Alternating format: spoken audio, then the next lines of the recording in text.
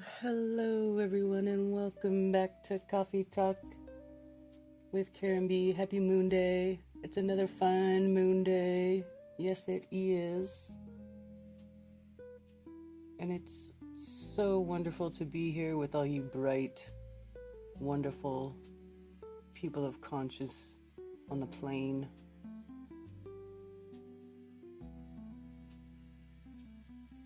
All you people who use your brains. I appreciate you. You're crushing it. I just want you to know. Did you film that, Karen? What are you talking about? My beginning? A little bit of it I did, because when I had to make new music, I had to fill in some time. And I was like, I just need like 30 seconds of video. So I literally made video of myself making coffee because that's just how stupid. You know, that's just... I mean, it was the easiest thing to do. So anyway. What's up, everybody? Hello, YouTube. Hello, Rockfin. Hello, Rumble. Hello, Trovo. Where else am I streaming to? Odyssey. I think, I don't know where. As many places as I possibly, X. As many places as I possibly can be to infect the airwaves with my frequencies. Anyway. Boston Ray, good to see you. Gregory May, Artisir, heading to Guatemala tomorrow to visit my grandbabies. Hope you're enjoying the summer sunshine. Yeah, cool. Ooh, have fun. Have fun. Holding and squeezing and kissing your grandbabies. Sounds like a good time. Southern Belle, Happy Moonday, Tony Coriolis, Chicago Artist, Billingtano, Scientist Mustard, Spicy Sarah, Z Proxy, Liz the Iron Maiden, Josh Mudge, good Moonday. Called out sick today, so here I am. Nice. Spicy Sarah, Leland Wilt, good to see you. Enlightened Dawn, Singeman, I really can do a flip out of a top bunk, then flip out the door? What? That sounds dangerous. Hi, beautiful Josie, give her a hug for me. I'm seeing a doctor. Who else is in here? Is that light still working in Chicago? Which light? Great news, I called the hotline and no jury duty this morning. Oh, sweet. Perfect sunny day in Scotland. Not too hot. Nice. Got a nosy bitch that sits behind me. I hope you have earbuds on. Hi, Jana. Voy, good to see you. Rob Cleveland. Melissa. What's up, gang? Alpine Endeavor. Too bright. Need a little umbrella or a parasol. Hey, J-Love Infinity. Aisling717. What's up, Cammy? Fast Eddie Flathead. Trying to listen at work. Is there anyone on Trovo? Well, it gets views. I get little emails. Actually, I think I just got one. I don't even know what that platform is, but I could attach it, so I did.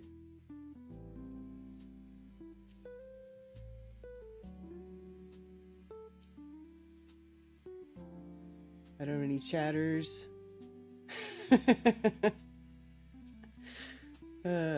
But I have I don't know, maybe 30 followers over there. I just added it because I could. Because why not? Because why not?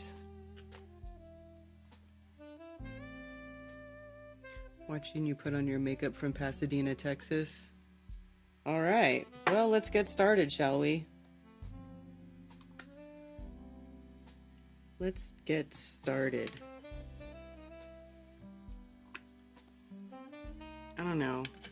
I feel like doing something different.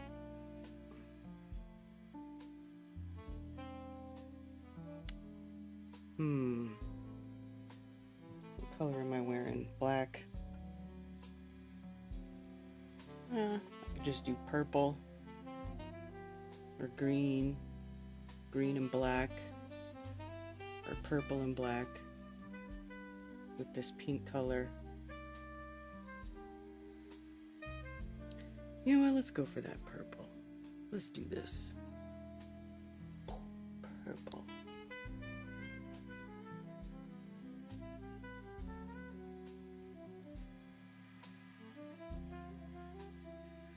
Anyway, lots going on lately,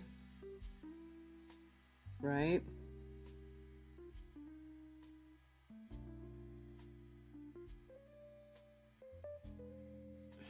Just warmongers be warmongering, I guess. And they don't really give a crap what anybody says about it, what any of the people say. Like, all the comments under these politicians' posts on X pretty much look like nobody is happy with what they're doing or what they're allowing to be done in the government, but they don't care. They're like, we stand with Israel, our greatest ally. I mean, it's like, it really is idiocracy at this point. Except worse, because it's not just like some inept, goofy government. It's a freaking murderous, psychopathic, transhumanist, promoting, freaking warmongering government. Did I say warmongering enough? I'm just so over it. Hey, accidental alchemist. Hello, Chi-Chi. Flat and geocentric forever. I liked your final acknowledgement, Karen. Thanks for sharing that. Well, thank you for saying so. Appreciate that. Fathead's Adventures in Homesteading. Oh, I can't say that. It's like D-Live. Makeup at the rodeo. Oh, thank you, Liz. I'm so angry I can't butt chips and candy with my food stamps. How am I supposed to feed my kid? Oh, you can't buy chips. Oh my god. Yeah, that's right. Now they're telling you what you can. They think they're doing something great. They're like, we're gonna tell Coca-Cola to put real cane sugar back in the soda. Meha. Like that, like as if that's the biggest issue. Like as if that's the biggest issue, is that Coke puts high fructose corn syrup instead of cane sugar. Which, I mean, I'm not gonna argue, like I think that is good, but I don't drink that crap. But some people do. But I just don't drink soda, so I don't really care. I think it's just lame, waste of time. It's showboating. It's like placating. It doesn't really make any difference in the grand scheme of things, because if anybody really wanted to drink Coke with sugar in it, you could just go to the Mexican store and buy the Mexican Coke. You know what I'm saying?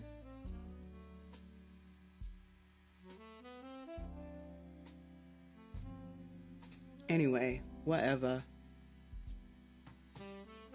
Underground, what's up? Putin is the smartest man in the room.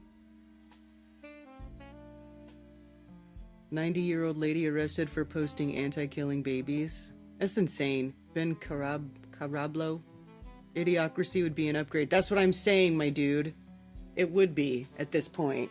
It would be an upgrade. Like, I wish it was just a bunch of idiots who thought you put Gatorade in your plant, and that was as bad as it got.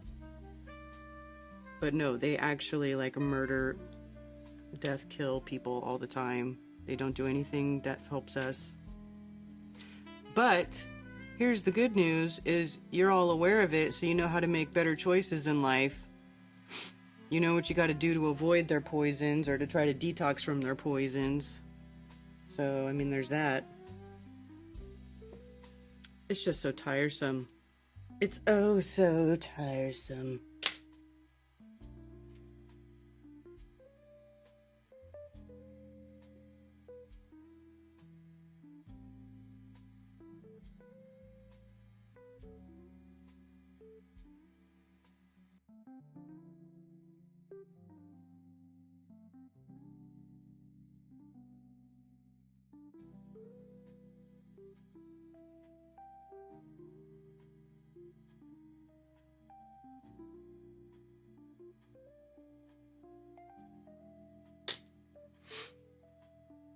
Soda is so nasty, haven't had one in like 10 years. I know, I just don't even want to drink it anymore. I'll drink like a fizzy water.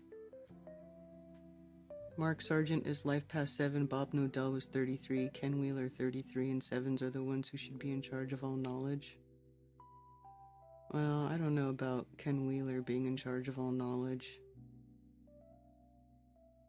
I mean, I watched that guy for a long time, for a lot of years, and I just got to the point where I'm like, okay, well, he's cool to listen to about magnetism and maybe some other things too. You know, he is smart, very smart, but he's also, if that, I mean, you know, he's also missing some pieces, you know what I'm saying? Like, he doesn't know everything. Nobody does, I guess. Nobody does. But, you know, he'll sit there and tell you that, like, you know, that the earth is a sphere and, you know,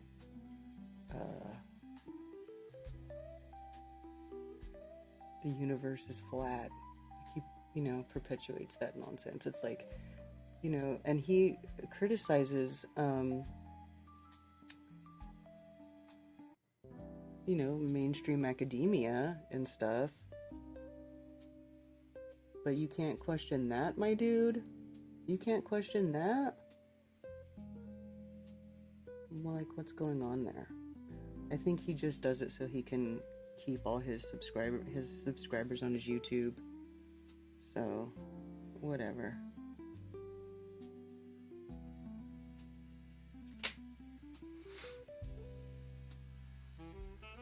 If I drink Mexican Coke, I will get my yard work done. Will I get my yard work done faster? A little bit, boy, but whatever. I don't really care about that if you actually have the knowledge. I can get over arrogance to a degree.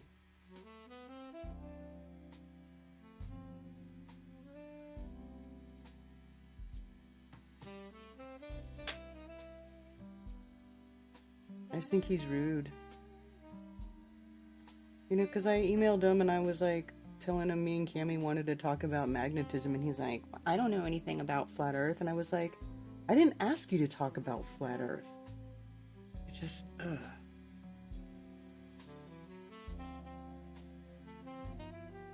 kind of annoyed me, I guess.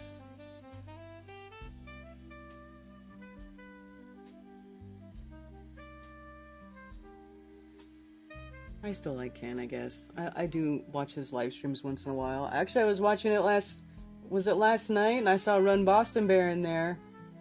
Run Boston Bear was in Ken's chat recently. Last night, I think it was. Ken always talks about his poverty and he has more money and assets than most in the world. That's what I'm saying. And then he's like, I've got this land. I've got all this land. I'm so poor. I work 4 jobs. I have no money. By the way, I have 50 acres for rent in Kentucky. I just sold this land. Yeah, I know. Oh, I know.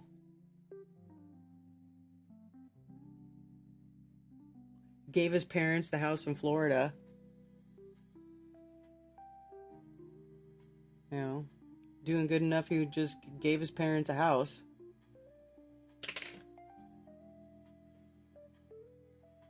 He is rich in woodland, yes. He has lots of, he's like hoarding Kentucky properties, like little off-grid cabin properties, and like he'll post pictures of them and be like, I'm selling this property or I'm renting this property out.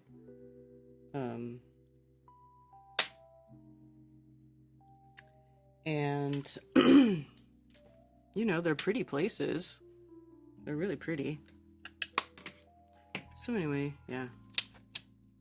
But he ain't poor. Don't believe that BS. Oh, I have no money. I work my fingers to the bone. I have no money. Whatever.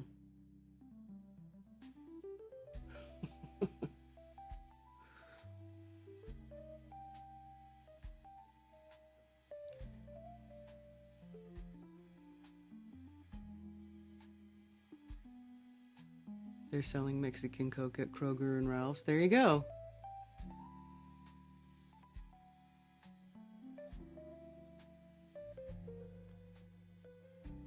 Yeah, and then he's like, I can't take a vacation. Meanwhile, he's like, I'm at my cabin. I'm at my little off-grid cabin in Kentucky. This is my stream. You know? It's like, come on, buddy. You ain't hurting that bad. You ain't hurting that bad.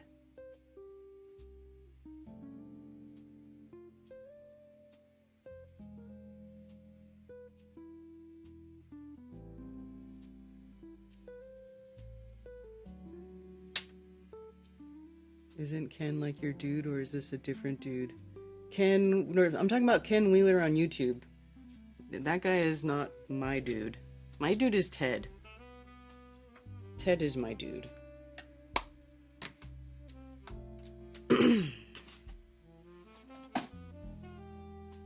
Property in Kentucky probably isn't worth too much. No, it's actually pretty, relatively inexpensive.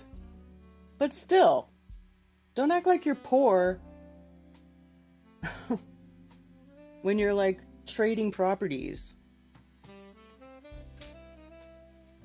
And then you see him when he does his videos or whatever, and he's always got all his gear in the background. He's, like, got all this old machinery, does all the leather work. Like, I'm sure he does do a lot. I'm not discounting that. But I don't think he's as poor as he claims to be. That's all I'm saying.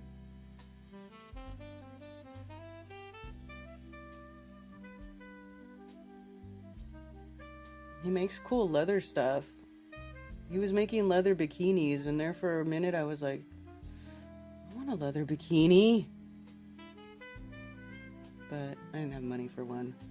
Or, I'm not kidding, I would have had Ken Wheeler make me a leather bikini if I could afford it.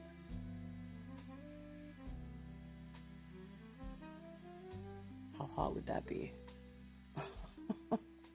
I might be too old for that now, though. I don't know. Ted is a really good dude. Ted is the best. Can remember all the way back to Pirate Pete? Oh, Pirate... You mean, oh, yeah. Pete, wait, Pete. Hold on. Pete. Pirate Pete.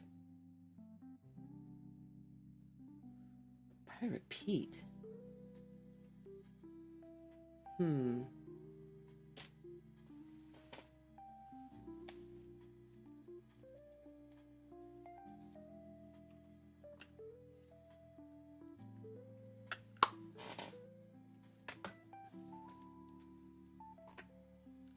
Sounds like it would chafe like crazy. I have leather working tools, but haven't really made anything.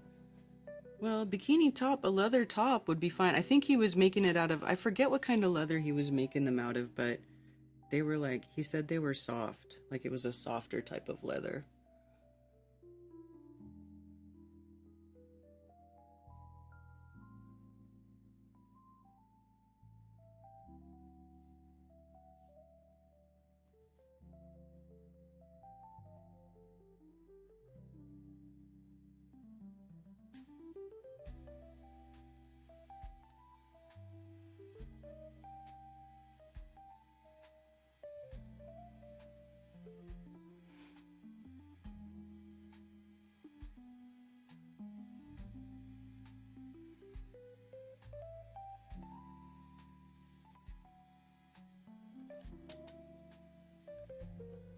Who is Ted? Ted is my dude.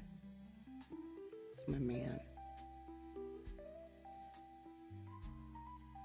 I think that was his name. He did a fake attack thing, then went transvestigating. Oh, okay, yeah. Poncho Pete! Poncho Pete, not Pirate Pete. You're thinking about Poncho Pete, right? Wasn't that his name? Poncho Pete? Fucking psycho. Didn't he actually even go to, he actually even did go to a crazy, didn't he get, like, committed at one point? I'm pretty sure. Yeah, and then he was calling me yeah, he said I was an invert. He was calling me an invert, I guess. Whatever. Fucking retard.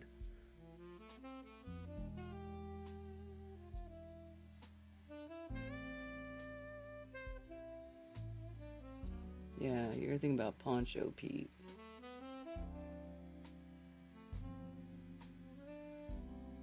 That guy was crazy.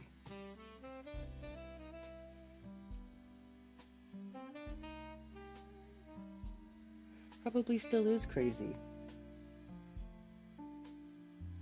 Oh, Liz, you remember even Poncho Pete?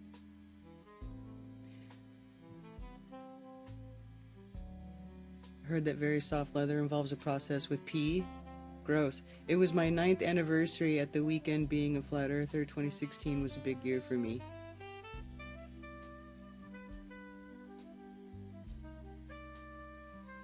Had to watch Granger ad with no skip option for 30 seconds. Oh, sorry about that. I only put it at the beginning though. I don't let it insert ads throughout the entire stream, so... You know. And it... So you can deal with it. You'll be alright. For Granger, huh? They're showing Tool ads on my stream? That's fucking awesome. I'm glad it's not like... Well, I guess you're a dude, so it probably wouldn't show it to you, but I'm like, oh... Like pads or something.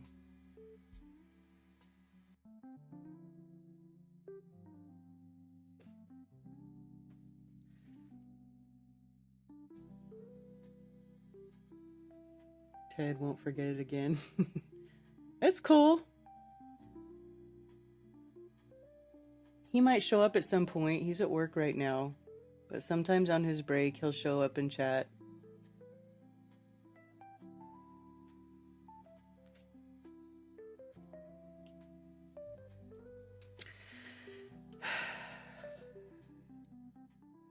Is there anybody in here who, has been doing the intermittent fasting thing? I started doing that again recently, and I actually have to say it has made me feel better. I have lost a few pounds.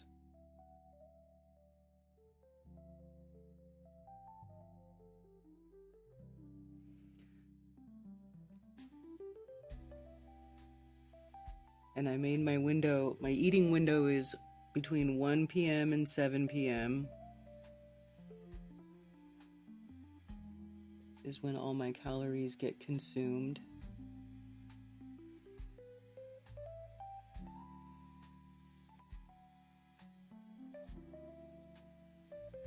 Have premium, so no ads. There you go. I was happy when I saw you added advertising. You deserve money for these shows. Well, thank you. I don't get a lot. But every little bit helps. That's why I changed the music, because I couldn't monetize my streams and get revenue off of it anymore.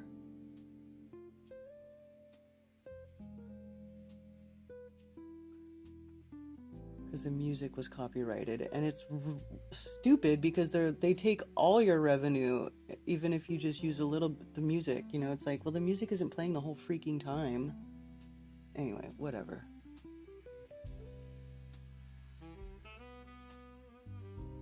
So now I have AI coffee music.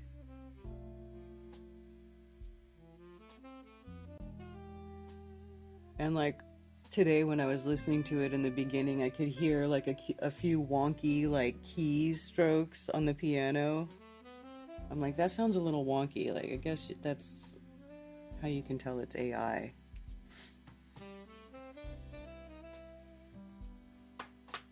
But it's like, it's not super noticeable. It's not terrible.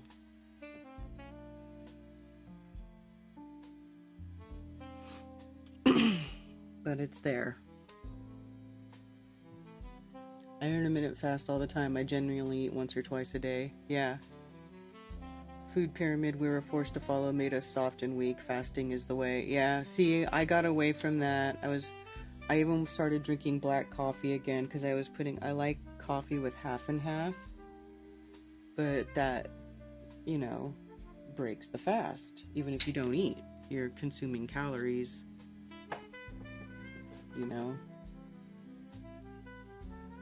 So I'm back to drinking black coffee. And I don't eat until after 1 p.m.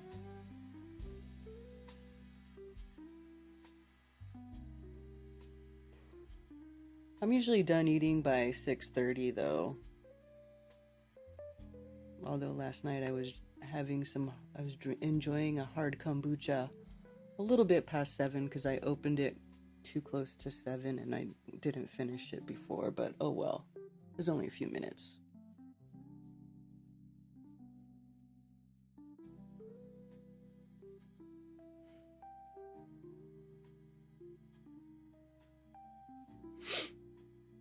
So anyway, it's making me feel a lot better. So if you don't know about intermittent fasting, it's all the rage.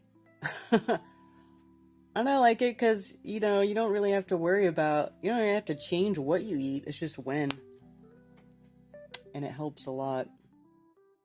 Keeps you from overeating. Which is good.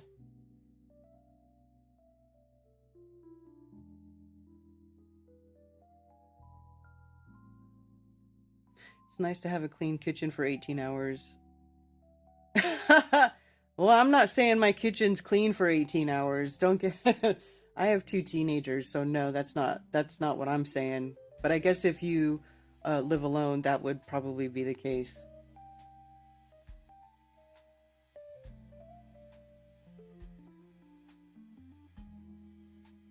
Speed dating event? Interesting. Should have tried an umbrella with my head in the shade in SC. This is great. Really? Yeah. I used to, when my daughter was in soccer, I would bring an umbrella and I would use it for shade. Other people did too, because it could be brutal, man. The sun is brutal.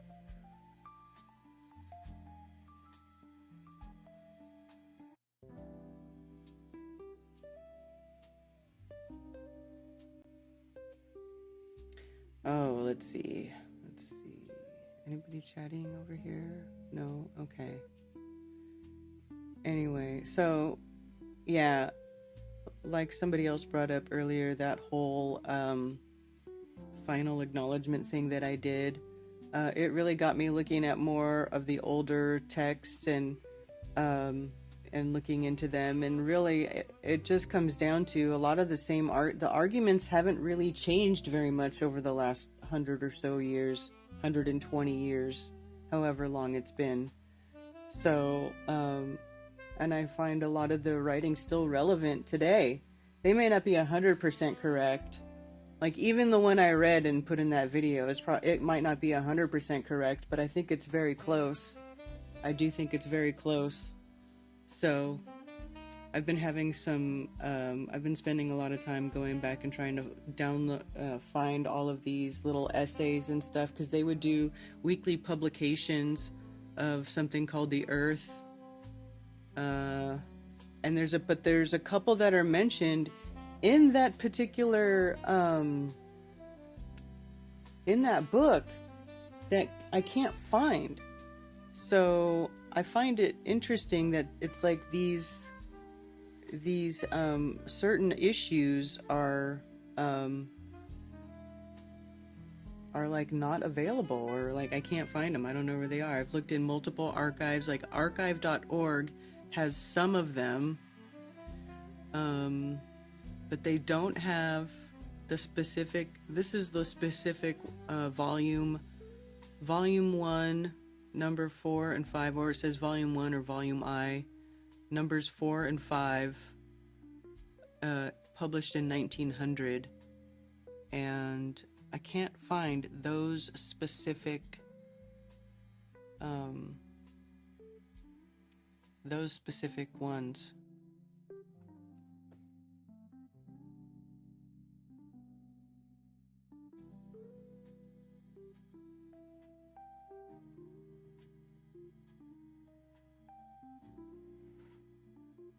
So archive.org's not even coming up now again. The Earth and its inhabitants. No.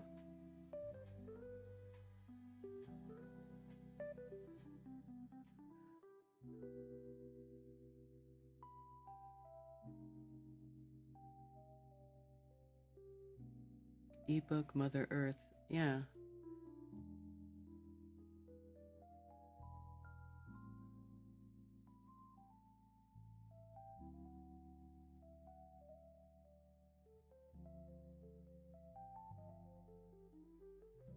Yeah, and this is not it. This is something completely different.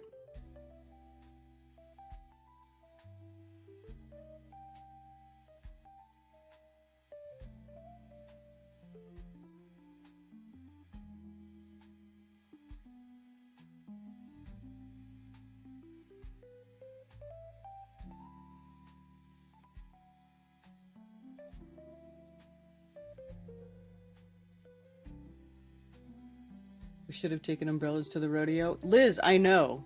I wish we had umbrellas so we could have stayed and watched the rodeo. I hated that we sat down for 5 minutes and then left. That was terrible.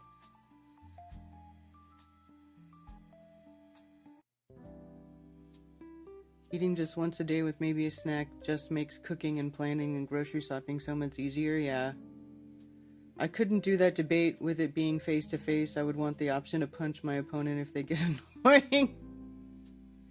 What debate is face-to-face?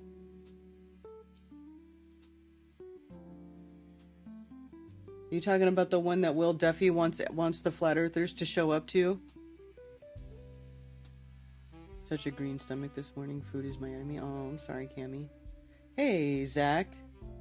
Hi, everyone. Looking for the flat earth math. Last I saw him, he was still recovering from the time he fucked up trying to debunk me and tripped over his own science. Rumors say he's always here. Let's go to another rodeo soon. Is there another one coming, Sarah?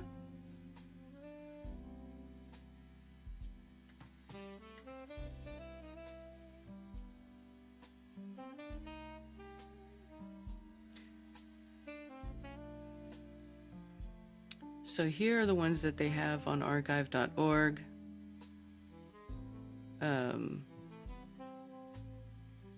It's very interesting.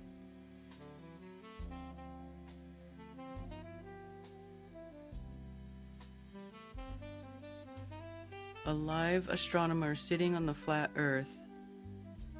My pamphlet on the northern midnight sun having been circulated in Australia, a medical gentleman sent a copy to the local astronomer for his scientific opinion thereon.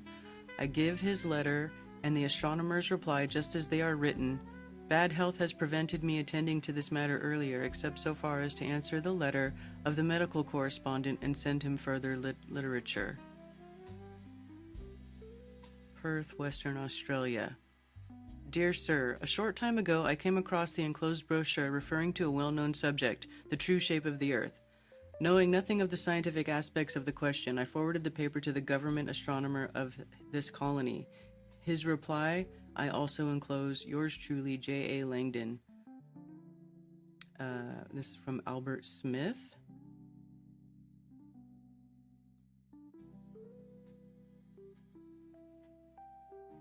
Dear Sir, I know there are still a few persons who profess to believe that the Earth is a plane and stationary, whilst the sun revolves around it, but I did not know that any of them had printed such utter rubbish as in the pamphlet you so kindly sent me. This is the first of their publications I have seen, and I am much obliged to you for it. I suppose some of them have written something a trifle more plausible than the midnight sun, and it would interest me to see a really plausible explanation of their theory. As to the midnight sun, the author has not the slightest idea of modern theories, etc. Example, in his diagram on page 7, as the fact that the sun is the farthest north. Next page.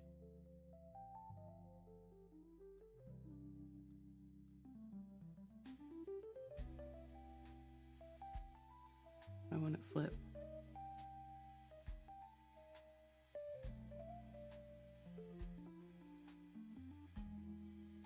Is that it?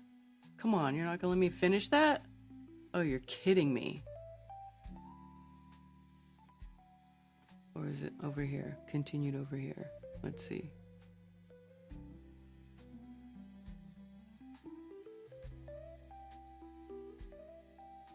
Oh, here we go. Farthest north.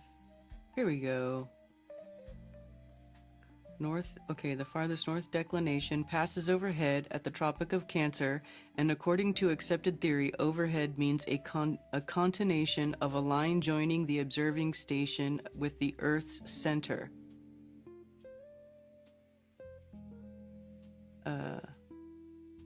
The position of the sun, therefore, should be on the prolongation of EF and at an enormous distance away.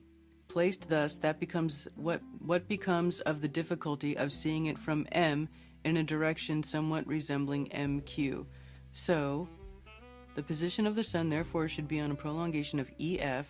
So, here's F. Where's F? Where's E? Oh, right here on the equator, from E to F. And at an enormous distance away. Thus, see, that's what they do with the distances. Place thus what becomes of the difficulty of seeing M from in a direction somewhat resembling MQ. Where's Q?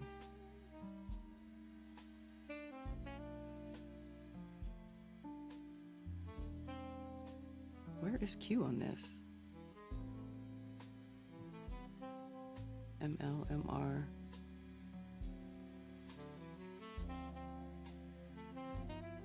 Am I tripping? Where's MQ? Here's M. C, Capricorn. All, P. Where's the Q? I feel like a retard right now. I can't find the Q. Feeling awful.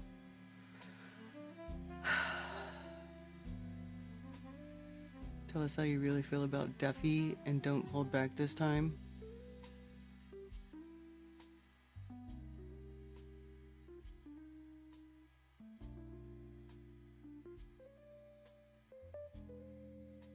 Enclosed brochure.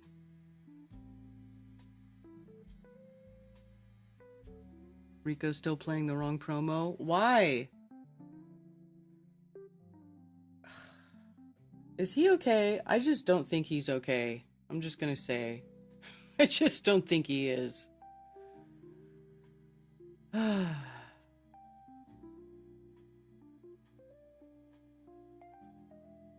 just don't think he is. Where is the Q?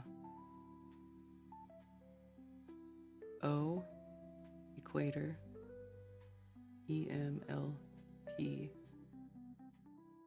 Anyway, whatever. As to the theories of sun rays just reaching through our atmosphere to a certain distance, it is too funny for words. An action of this kind must be gradual and must vary with the constitution of our atmosphere if we are to accept any verified facts of optics whatever.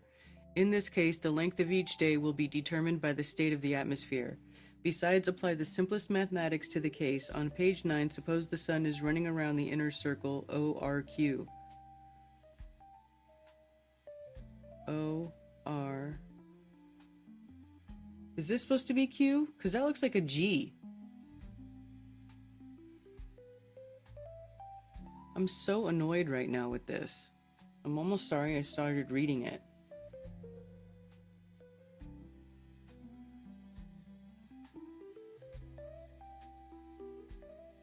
Duffy's a space cunt and an ass. Oh my god. Hey, pig dog.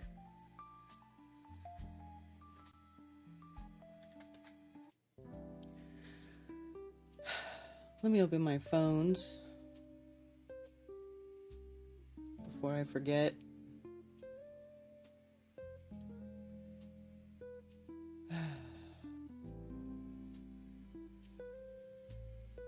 Q looks like a 2, upper left. Oh, this is supposed to be the Q? Oh.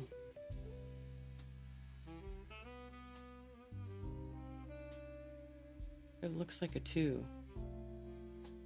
Thank you. You're right. I think you are right. But it looks like a 2. That is so weird. God. Thanks for making me feel retarded, you stupid book.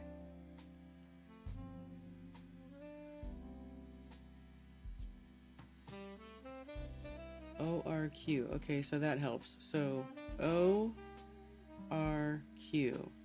So that's this way.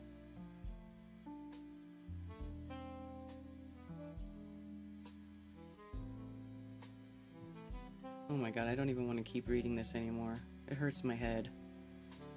Freaking hurts my head.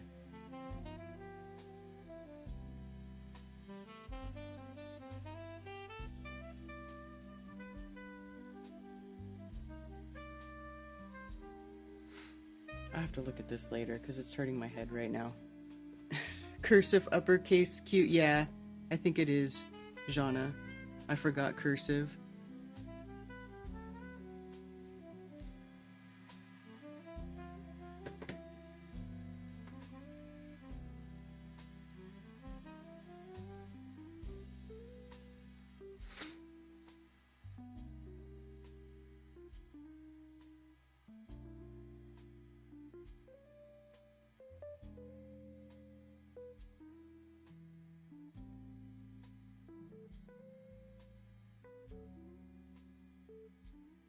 Is this technology? I don't like technology. I don't want to hear about technology. SpaceX Dragon stuns the world by delivering 6,700 pounds of robots, of advanced robots back to Earth after daring futuristic mission beyond imagination. What?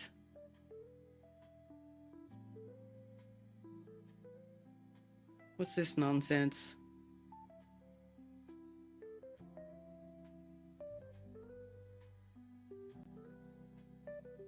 SpaceX Dragon stuns the world by delivering 6,700 pounds of advanced robots back to Earth after daring futuristic mission beyond imagination. A landmark moment for space exploration. SpaceX's Dragon capsule has returned from the International Space Station, delivering 6,700 pounds of groundbreaking technological innovations that promise to transform our understanding of space technology and education. Oh, really?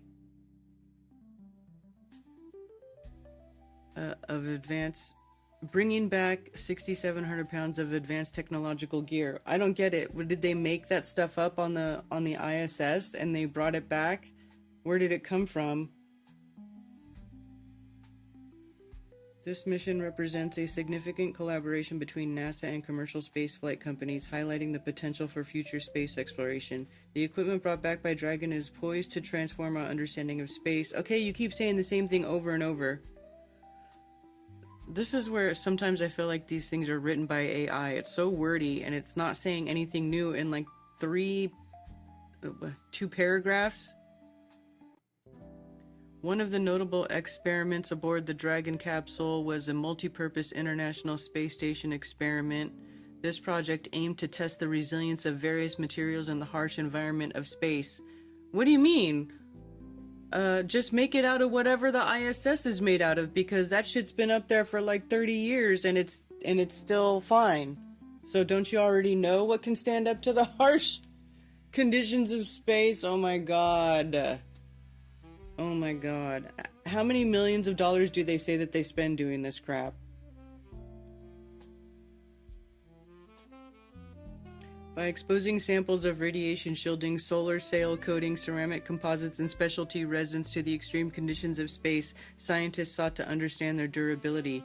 These conditions include ultraviolet radiation, atomic oxygen, and significant temperature fluctuations. Oh, really? So there are significant temperature fluctuations in space? Because when we say that, whenever we say that why doesn't the ISS blow a gasket because of the extreme temperature fluctuations in space it's been enduring for 30 years or however long it's been up there? That they're like, oh, but it's the vacuum's just the heat doesn't transfer very well because, yeah, it's actually space. There's no particles, so there's actually no, there's no significant temperature. You know what I'm saying? Isn't that their excuse? That there isn't any?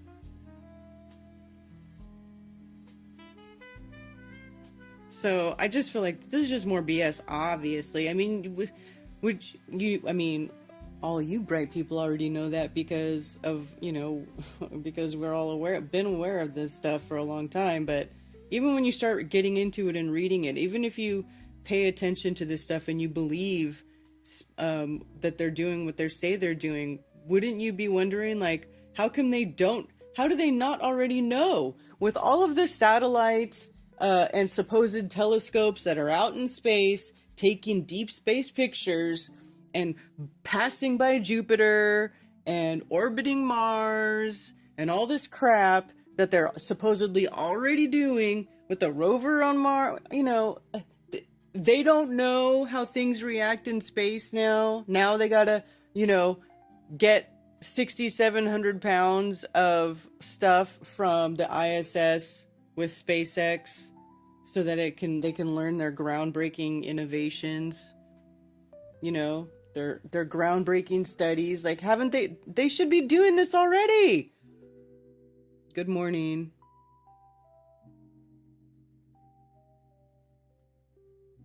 Another sci-fi story, exactly.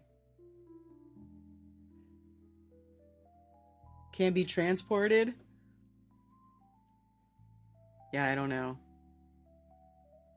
The results from MISSE 20 are expected to inform the design of future spacecraft, particularly in creating more advanced heat shields and stronger outer hulls. By placing these samples outside the ISS, researchers have gathered invaluable insights into the degradation process of these materials. Again, the ISS. I mean, what is the James, which isn't one of those telescopes like even older than, let's see.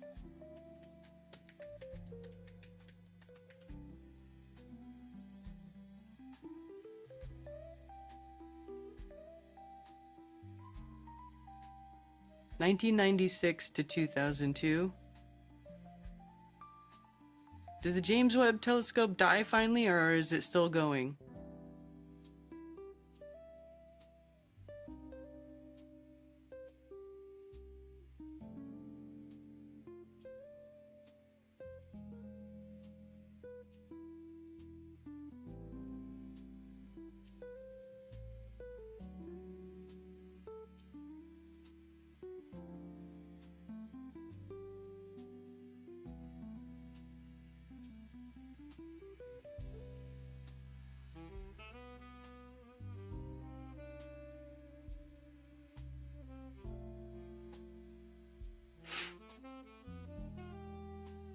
Mission duration, 10 years planned, 20 years expected life.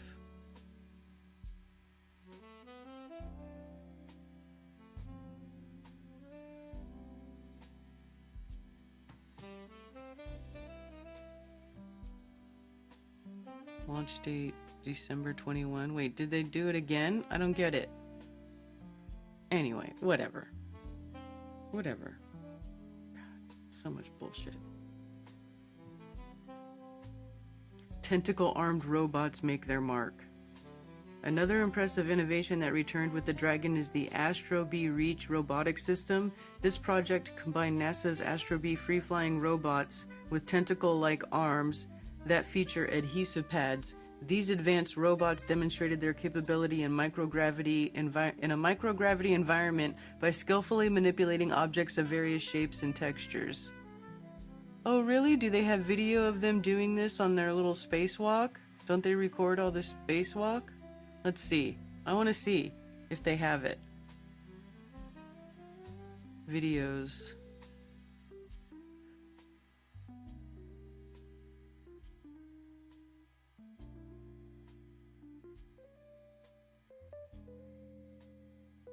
The Astrobee Reach investigation represents a pioneering step in advancing robotic technologies for sustainable space operations. Here's a structured summary of the project and its implications. To validate the REACH, or Responsive Engaging Arms for Capsule Care and Handling, robotic end effector, designed to safely capture and release free-floating objects in microgravity. This technology aims to enable active debris removal, satellite servicing, and orbital asset relocation. Let's see.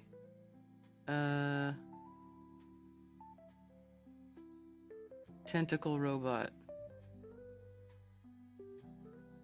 Why is everything vertical now? God damn it. So this is all part of what we're figuring out today. Looking good. That's the tentacle robot? That was better?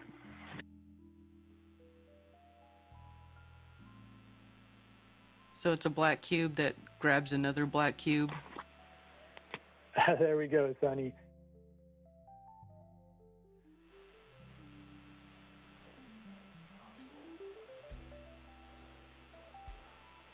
That was beautiful. This is an amazing shot we have here in the camera. This is just wonderful.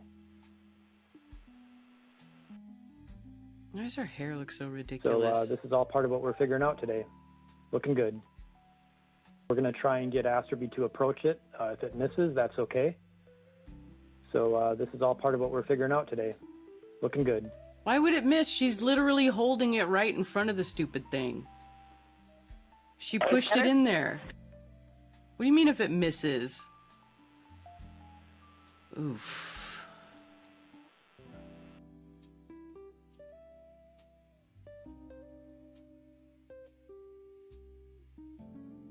January 25th of 2025.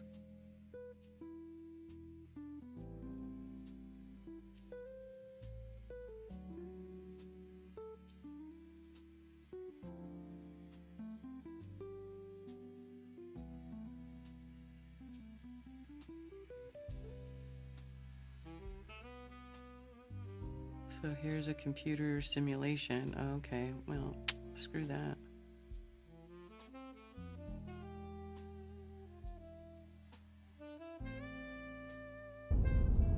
What is NASA's Astrobee? See the comment. Ugh. What is that, a stupid short? God, I hate those stupid things. So that's it? That's their groundbreaking technology, is a cube with 4 arms that grabs another cube? Yeah, that's groundbreaking space age technology. Boy, I've seen better robots and battle bots, dude. Seriously. Yeah, her hair always looks ridiculous. Hey, Ali B. They say the ISS travels 17,500 miles per hour orbiting the Earth every 90 minutes. How much fuel does that take? Well, it doesn't actually take fuel because really it's just falling.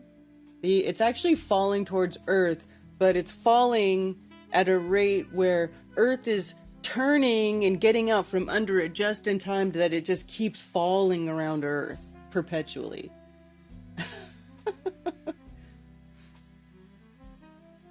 Is Aaron heading towards y'all?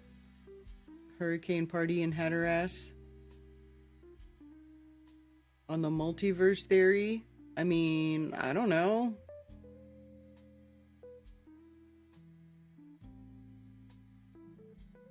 After all these years, first we are hearing of this? Of what?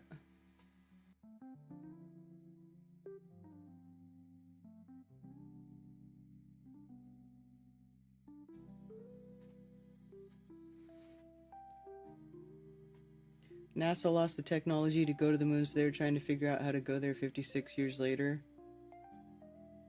Yeah, all the fluids. Dude, I don't think that these people would be able to digest food in space. I literally don't think they would be able to digest food if they were floating in space.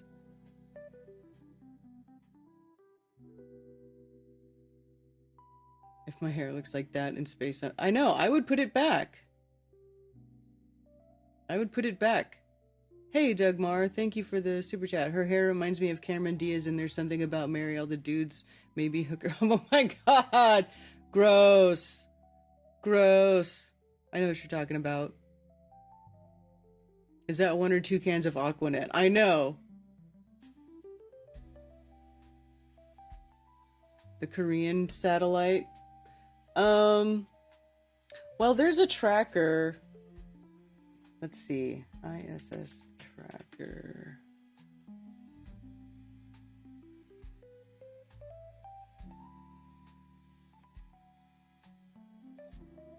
This one.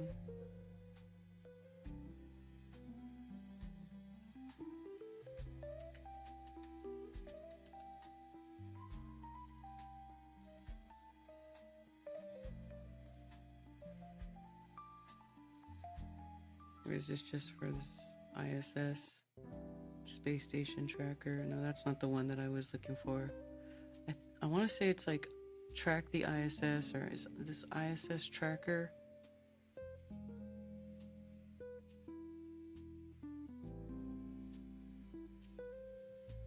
There's one that shows all of them though. It shows the China space station. I don't think that one was it.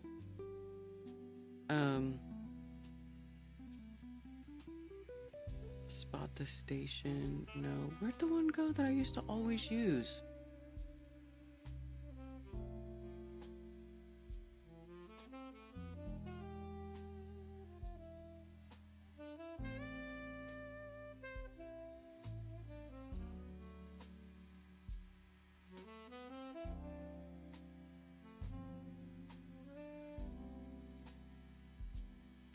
That's live from space right now, you guys. Live. What you think about that?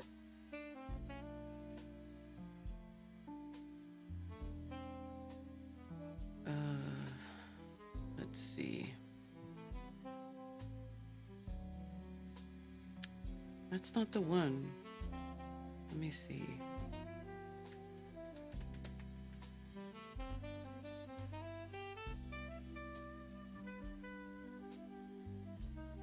There's one of these that tracks everything, not just the ISS. Like you can tell it what you want it to track,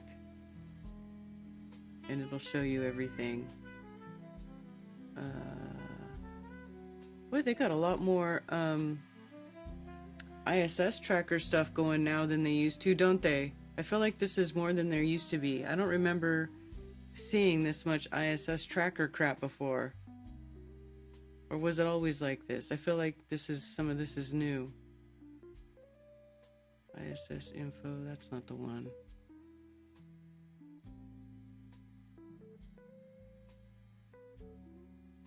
Can't load Google Maps correctly.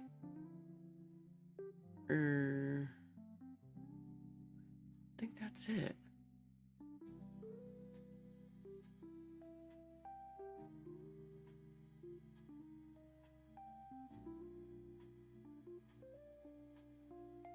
Oh, here we go. Is this it? Let me see.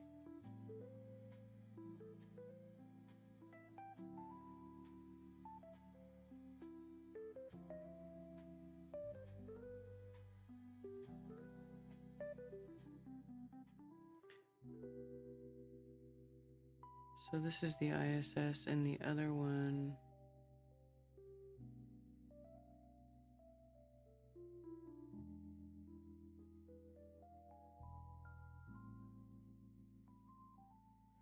Display settings.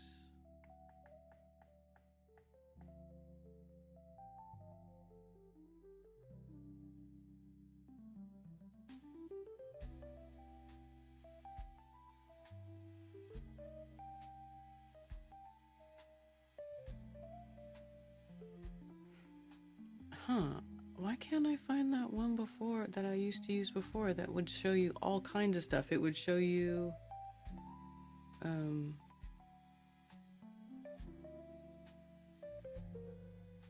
me see.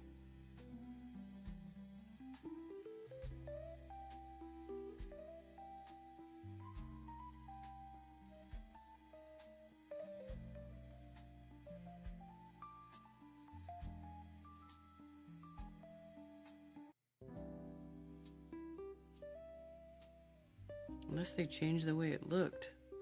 ISS detector, no. I thought it was track the ISS or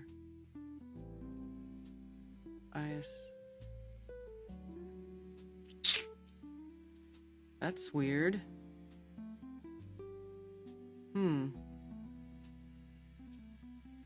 The one I used to find the ISS whenever I recorded the ISS transiting the sun. I can't find that one.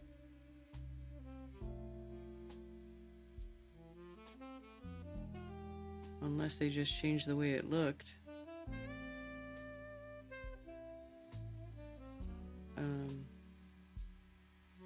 But it was...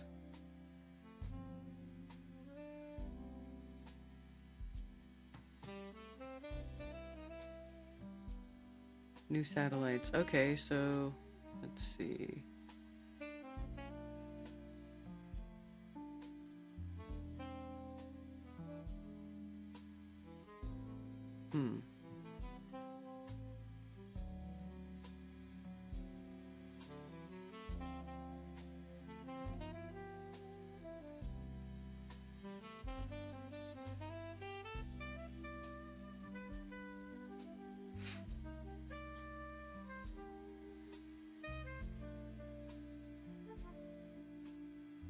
There used to be a website that you could put your location and it would tell you when the ISS was going to transit either the moon or the sun so you could watch it. And now it's not.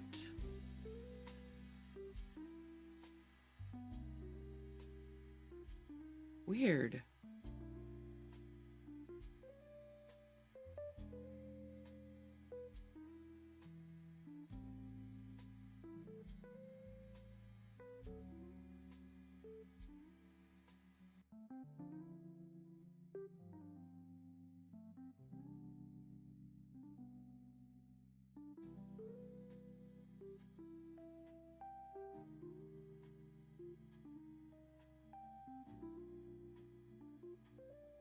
This is the view from the ISS directly down to Earth. The crosshair indicates the current ground point. The map is updated every second. Please note the map is not real-time video, however, the position itself is real-time.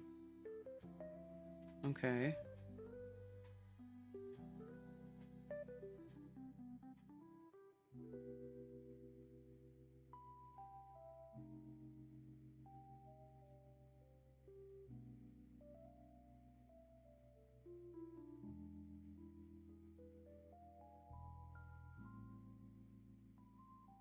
Visible ISS passes over New York City.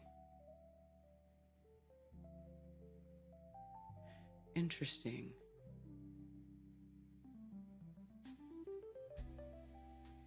But these are not... This is weird. It's like there's no website that you can put in your...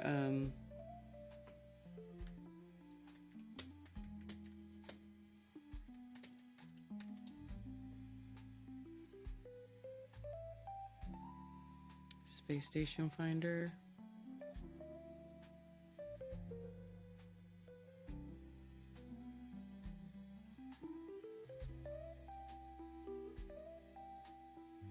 No, this is on 8/19, so tomorrow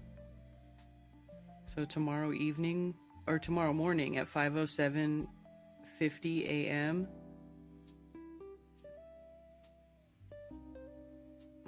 But it doesn't give you like transit times.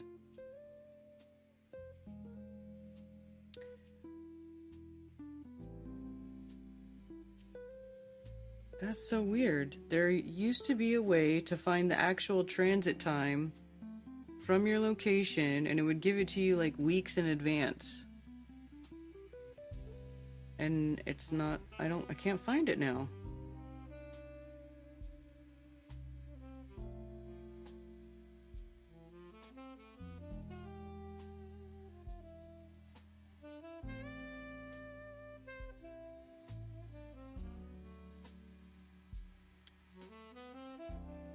Let's see.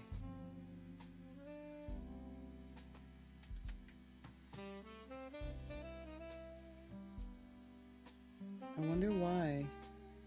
Wonder why. So let's see.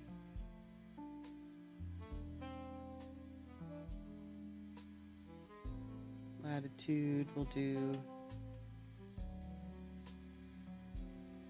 And longitude we'll do.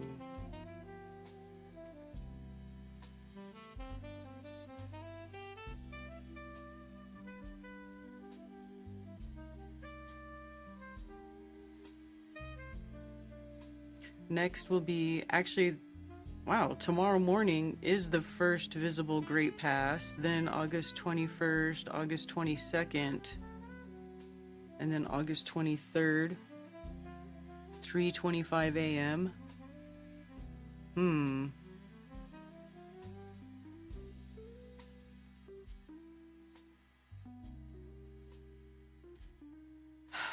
You know, this is really disappointing though, because I want to find that one website where it would even show you, it looked like an eclipse path, because it would show you where it would transit from your point of view. And now that doesn't exist anymore, and I'm sad. Why no exist?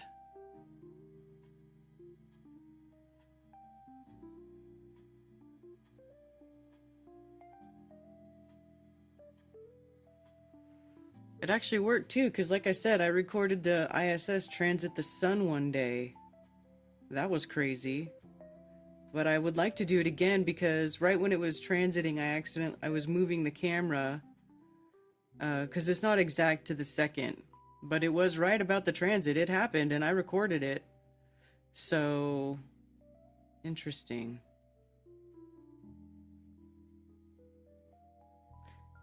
Space station tracker.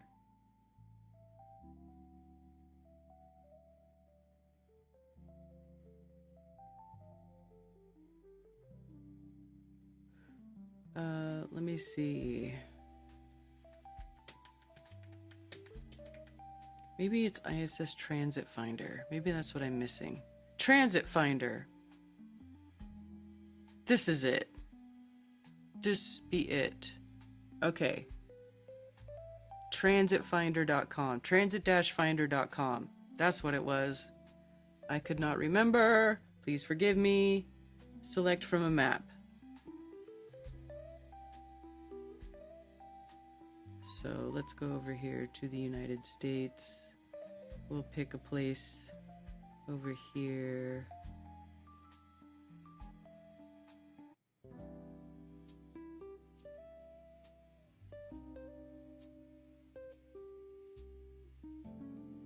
Select the time span, start and end date. Within, I don't want to go that far.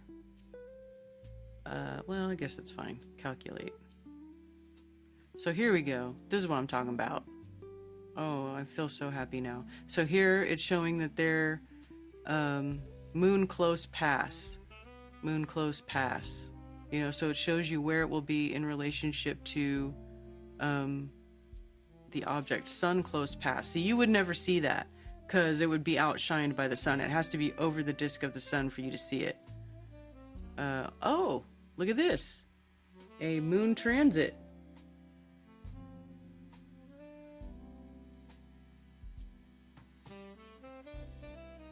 Oh wait, this is of Hubble.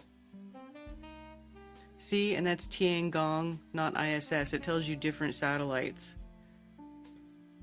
Here we go. So Hubble is supposed to transit the moon.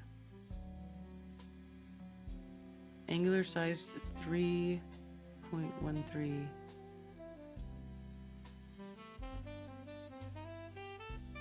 Minutes. Interesting. Transit duration 1.21 seconds. Transit chord length 30.5. That's interesting.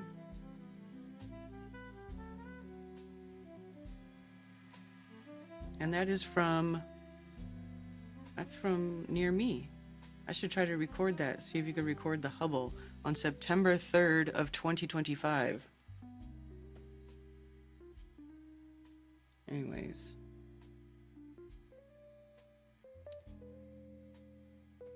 I listen to the computer and chat on my phone. Hi, Ben.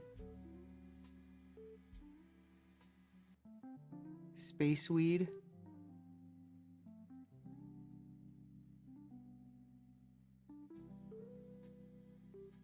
I used to have that technology, but they destroyed it. No, I found it.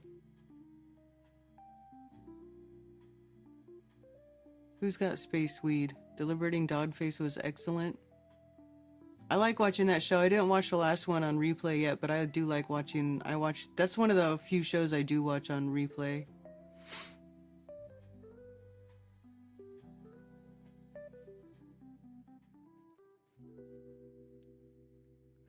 Galactic Haze is nice. Losers.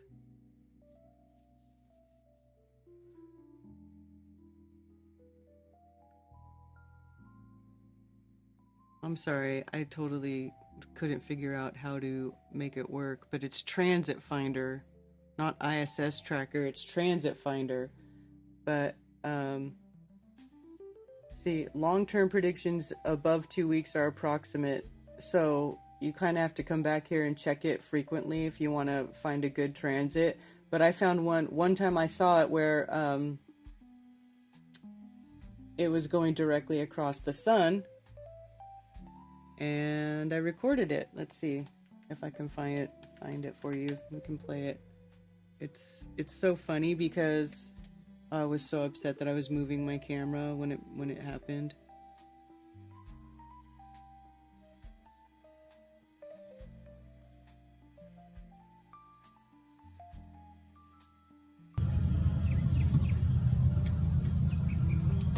Did you see that?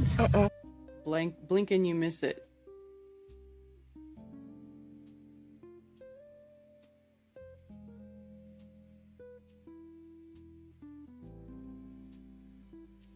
Right there. See how it looks like it's like a little TIE fighter going across the sun, but it's so weird too, because like I don't know if it could have been the heat of the sun like distorting the image of the ISS, but like, you know how that Smarter Every Day dude gets that Smarter Every Day dude, he gets like a perfect straight line for his ISS, but when I recorded the transit and I took every frame that the ISS was in from the video and then I put it all together, this is what it looks like. It's like this wonky line. It's all like this. So I don't know how that guy gets to record it and he gets a straight line. I didn't get that. I got a crooked line. I don't know what that means. You know, I don't think that's necessarily from me moving my camera. Because, I mean, it happens so fast.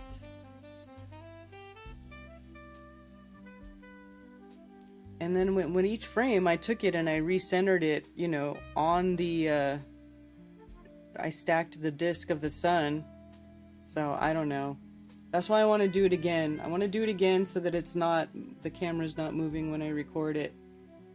Because this is crazy, this wonkiness. And it would be cool to get it across the moon, because there wouldn't necessarily be so much heat distortion from the moon. So, I don't know, something to try. Predator murderer? What? Animals going nuts all night, had to shoot a fox? Oh.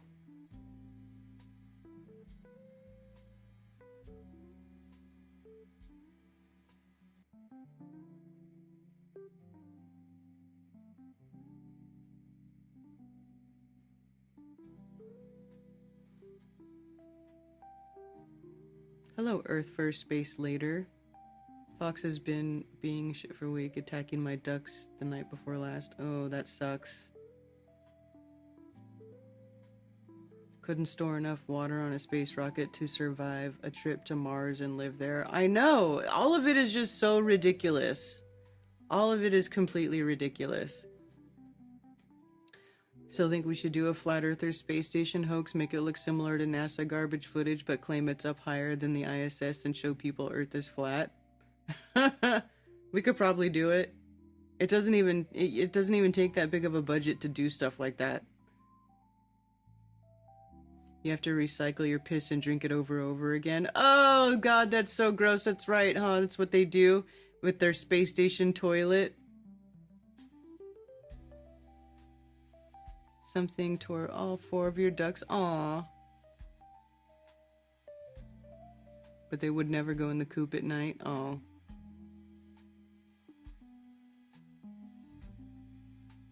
Hubble, the size of a bus visible in moon transit. I don't know. Oh, I hear a phone call. I see one, but I don't hear it, so I don't know if my sound's gonna work. I may have to redo my phone. Hello? Ugh. I gotta redo my window. I hate Google Voice. God, it's such a dumpy dump service, but it's free, I guess. I can't really complain. Call back, people. I'm sorry about that.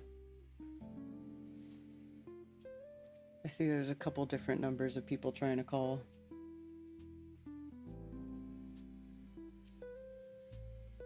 Ducks are hard to protect. Lost all your ducks to bobcats. Could you recycle your piss that many times? That's so disgusting. Thank you for calling Coffee Talk. You're on with Karen B. Hello? Hey, Karen.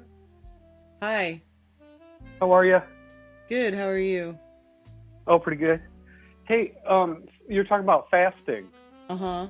I wanted to share some thoughts about it. I know I'm a little behind on the stream. Okay. That's okay. Fasting. Well, it's biblical, first of all. And what do you do before you have surgery the next day? You fast, right?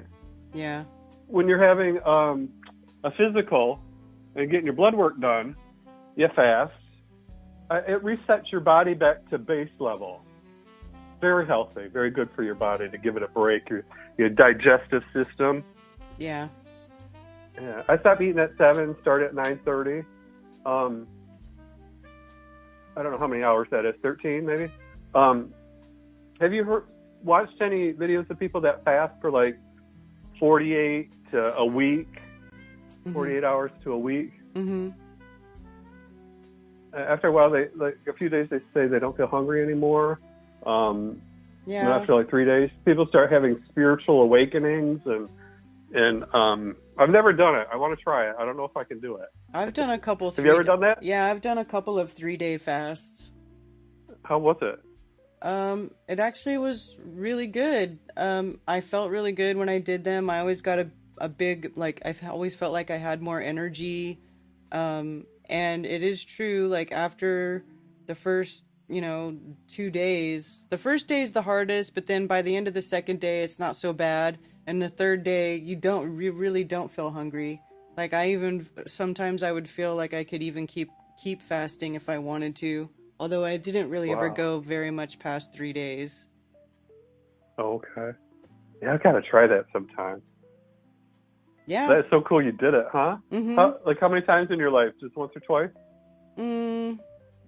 I think I've done maybe about three times. I've done a 3-day fast. Okay. But intermittent fasting, like a long time ago, right after I got separated from my husband, I was doing it a lot more, and I was working out a lot more, and I lost a lot of weight. I got down to probably the lowest weight I ever got to. Cool. Yeah, that is so healthy. I have a thought of like way back in the olden days, when they had no treatment for you, you would just lay in bed and sweat it out, and you wouldn't eat. Like when you got a terrible cold or disease, and either you fasted because you couldn't eat and you'd survive, or you'd die. But I think a lot of diseases can be cured by just fasting. Oh yeah, sure. Yeah, give your body a break, man. Yeah. It's like the best way to detox, because the best way to detox is to stop taking in toxins. So if you're not eating and you're just drinking clean water, then you're not taking any toxins in, really. So it gives your body a chance to get it all out. Quit feeding the cancer, the sugar. Yeah. And one thing, 90% of all disease starts in the mouth. What you eat, what you drink, what you say, what you breathe. Yeah. You know what I mean? Yeah, that's part of fasting too, I thought. Yeah, I would agree with that. So cool. Yeah, I'm gonna try that one time. I don't know. You did it. It's so I can do it. I think I have very high willpower, but Yeah, just when you get get hungry. crabby. Well, when you get hungry, you drink a big glass of water, and it fills up your tum-tum. And then just busy yourself with something else. Go do something. Go for a walk, or just keep busy. Yeah, stay busy. My fasting right now is pretty much just sleeping. Joe Rogan said that one time, like, you're not fasting, you're just sleeping, you know what I mean? Yeah. And wait to eat in the morning. But I do it every day. I stop strictly eating at 7, so. Yeah, that's good. It's good to stop eating before you go to bed. You don't want to go to bed with a bunch of food in your guts. Yeah. And this is a side note I wasn't going to bring up, but are you dreaming a lot lately? Because literally I get up to go to the bathroom, I come back, I have another dream. I have like 6 dreams a night, and they're all different. No, I don't dream that much, but I do have dreams occasionally. Yeah, I've had dreams lately. I don't really remember them very much, though. Gotcha. I asked you because you're an intuitive, INTJ. So you're more like me than other people. Like, I all night long dreaming. It's just crazy. Like I'm exhausted. Sometimes I just want to wake up so I don't have another dream. Wow. That's so weird. But I have thoughts on the final debate. First, I wanted to ask you, do you know who's doing it? It's like Witsit or Jaron, probably, of course. Well, Has anybody signed up for it? Jaron's a globe earther. Why would he go debate against Will Duffy? Because it's Will Duffy's thing. And I hope nobody shows up. I think everybody should collectively ignore Will Duffy and his bullshit. Like, seriously. Just ignore it. That's exactly what I'm thinking, too. And I'll think less of whoever does join it. Yeah, because they don't take anything seriously. They don't acknowledge the direct measurements of Earth. Nothing they do, even, like, I even said that a long time ago, or right after they did their final experiment. They're like, we're going to do more experiments to show Earth as a globe. And then they literally didn't do anything else. And I was I was commenting there. I'm like, so when are you guys gonna go measure some Earth curvature? Do long distance tests? They don't ever do that because that will debunk what they're doing. They're gonna debunk themselves. So they just continually point to the lights in the sky and dismiss everything else and say, "Oh, refraction." It's just a waste of time. It's a total waste of time. Exactly. And when they're given an irrefutable proof, they just change the subject. They don't acknowledge it. It's pointless even talking to them, let alone debating them. They're not going to listen anyway. They don't. And that's something that's helped me through the years. This is a strange story, but I think it's funny and might help somebody else. I was watching on Oprah, one of these guys that thinks he can speak to the dead, Edward, I forget the psychic's name. But he was talking to someone in the audience, reaching out to, a loved one beyond the grave. And the person in the audience was like, "Oh, Grandma, I could have saved you if I just told you this." And then Edward's like talking to Grandma, and Grandma's like, "Oh, honey, I wouldn't have listened to you anyway." That's how I think of people today. They're not going to listen anyway. You can plant the seeds and just move on, but they're not going to listen anyway. Everybody's on their own path, their own journey. We're all narcissists a little bit. You know what I mean? Like it's a waste of breath. It only trying to reason with the unreasonable only makes you feel crazy. Yeah. Anyway, those thoughts. They won't listen anyway. I try to remind myself. No, often. And I do believe he has motives to, get people to go on his channel to do that debate so he can chop it up and use it in his stupid documentary. Exactly. That's what and they would have those people, anybody who goes on there would have no recourse. They would have no say in how they are portrayed or how it's edited or any of that. Yeah, he'd clip it up and talk over you and narrate over it, or you know what I mean? Yeah, and you would get no compensation for whatever profits they make off of it. So, no, thank you. Exactly. Very happy you're not doing it. Like I said, I think less of anybody who's doing it. I wonder if like Witsit were doing it or something. He loves debating. At some point you just got to give up. I mean, they're not worth the effort, or the energy. Well, like I think of that, of these clips on the internet where they're trying to rile you up, like of some moron in Congress, or you know what I mean. I don't even watch the clips anymore to get you outraged. It's like, why breathe it any life? Why give it any of your attention? You know what I mean? It's kind of like that with the globe earthers at this point. Mm-hmm. Sorry, I cut you off. What were you going to say? No, you didn't. Okay. Yeah, that's all I had. And maybe one last thing. Okay. If you ever want to look up, I found this interesting. You'll probably hate it. Radium stoves. Oh yeah, I've looked into that. Okay. You think it's stupid?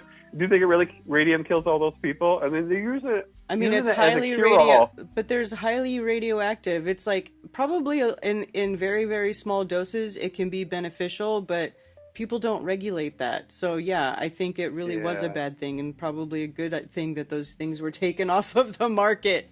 Yeah, the radium girls that licking the paintbrushes and making the Timex watches that glow in the dark. Yeah. And their chins fell off. And with the stoves, though, like, you don't have to mess with them for 100 years, and they keep working. And this is kind of a different subject, but in the big old castles, they had the fireplaces that were taller than a human being. Fireplace. Mm-hmm. They make no sense for burning wood in them, but they think we're grabbing from the ether and heating the castles and cooling them at the same time. They had ancient technology. But yet those fireplaces never make any sense. Why not? It'd be warm right in front of it, but not on the sides of it or out into the room. There had to been. Well, they would have like fans and stuff that would circulate the air around. Yeah, and they had them in every room and bathrooms and. Yeah, some of those old houses, every room has a fireplace. So. Yeah. Well, I don't know. I don't really but I watched a 20-minute YouTube video that really put it all together, kind of, and had me thinking about it. I can't think of the link right now, but anyway, I just wanted your thoughts on that, because I'm like, they do lie about everything, especially with energy. I mean, they killed so many people to stop technologies, like free energy technologies. Inventors have come up with them, then they come up dead. Mm-hmm. Because of the Standard Oil, the Rockefellers, the powers that be that want to keep making their money off coal. Oh, they definitely want to have control over everything so they can just take everybody's money. Of course. Yeah. Maybe radium, but maybe it's that I don't know, because I mean, who wants to test it out? Like, let's say we got a radium heater. Yeah. Do you want to try it out and see if you get radiation sickness and like all your hair falls out? Like, you know what I'm saying? Like, I don't know about that. Yeah. They're saying, what was it? Madame Curie and her husband, and they found out, they discovered radium. I mean, it takes almost as much mining and refining as nuclear. She died of poisoning. Her husband got hit by a buggy, like a horse and buggy, got run over. Mm. And then they're saying her daughters lived like to 60, had many kids. One lived to 100, and they were wearing radium around their neck in a little vial. So anyway, that was just like their story of that. Maybe it was a suppressed technology for them to keep making money. Anyway, it's a very fascinating 20-minute video. Maybe I'll look up your email sometime and send you a link. So I don't know if you'd hate that or not, but I find something really interesting, and I want your opinion on it. Well, you can send me stuff. Okay. Yeah, I'm never in chat on YouTube because I watch it on Apple TV. I think you have to have a handle with YouTube to be able to put stuff in chat. I don't remember. I looked into it one time. I just said, Anyway. So that's all I had. I just really wanted to talk to you about the fasting in the final debate. And so you don't know, there's no list of speakers in the debate yet, right? Well, if you watch Duffy's video, he says that there's a list of the original list. It's the original list of 24 flat earthers that he invited to be part of the final experiment. I was not on that list, and neither was Johanvi. But since Robbie Davidson and Jaronism are both now globe earthers, he selected me, lucky me, to replace one of them, and Joe Hanvey to replace the other one. And if we show up to the debate, instead of paying $250 to the charity, he's going to pay $500 if I show up, or if Joe Hanvey shows up, right? So I'm like, okay, whatever. Oh, it's 11. Yeah, it's so backhanded, and like even the shaming of, you know, they didn't come to the debate, they're too scared, they don't like the charity. That's not going to work out for him either. It's just so stupid. Trying to blackmail or shame somebody into joining a debate. It's just silly. Well, yeah, he's just using his money to try to manipulate people into showing up, you know? Yeah, because he can't get anybody, probably. And the way he words it in that stupid email to me, like, I just wanted to reach through the email and just choke him out. Seriously. Yeah, it was so, like, condescending, and that's not the right word I'm looking for, but... No, that's a good word. That word works. Condescending, arrogant, rude. Yeah. Like, proud of you for not taking the bait.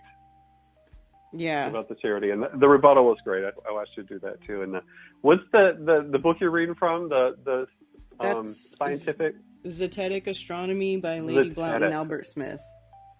Okay, yeah, I agreed with all that too. About I forgot. Watch that on double time speed. Anyway, so great. That's all I had, Kira. Good talking to you. All right. The fasting thing. I've always wanted to talk to somebody about that. I'm going to try that. 3 days. Yeah. Or and it's biblical. I'm telling you, they cure so many diseases. People are having trouble. You know, try fasting.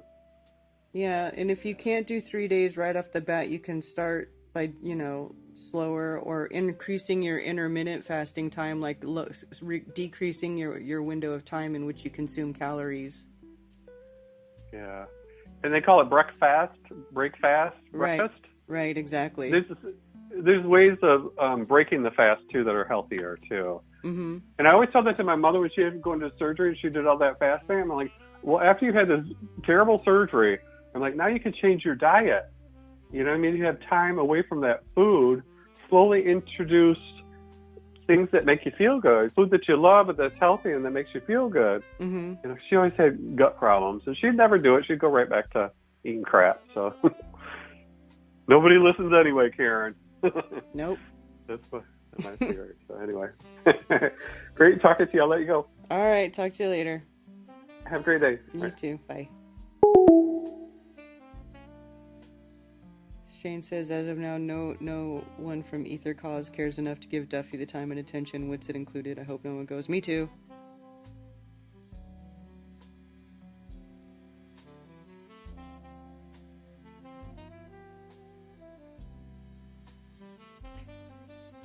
Yep. I see Ted Summer in chat. Did you guys see Ted? Hi, Ted. My brick fireplace holds heat really well. Yeah, man. Fireplaces worked great for hundreds and hundreds of years. Hey, Mark Sargent.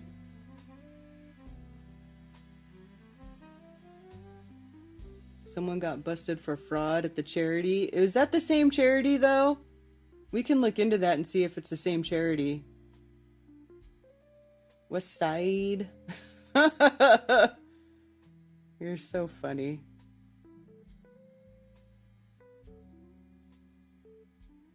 No, Witsit's over it. I'm sure he's over it.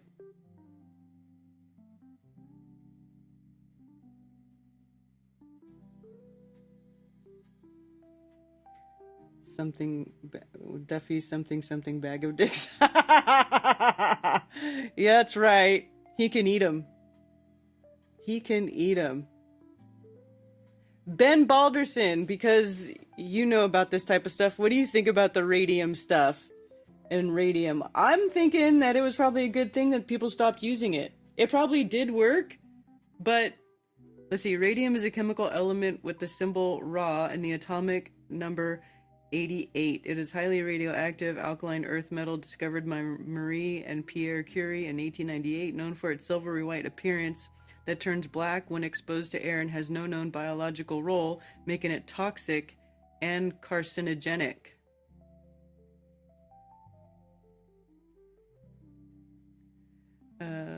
Highly radioactive and emits ionizing radiation which can be harmful to health. Radium-226 is the most stable isotope and is commonly found in nature as a decay product of uranium. Luminous paints for clocks and watches.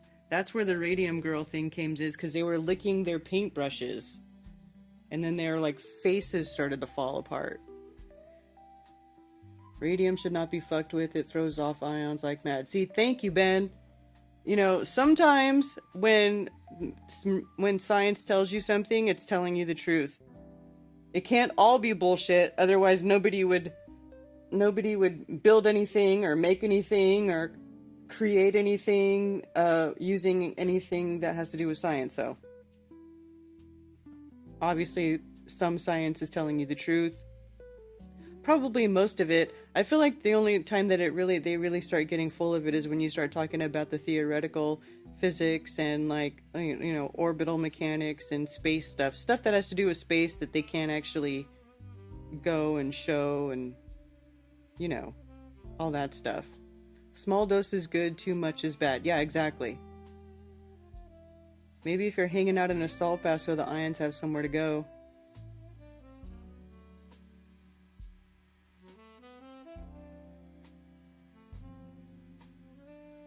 They used to make uranium dishes and coffee mugs and stuff. Doesn't mean it was a good idea. Yeah, well, like the green uranium glass and stuff. See, I like that. That might be okay. Drinking out of the uranium glass. My daughter loves uranium glass. You right? Right, Ben?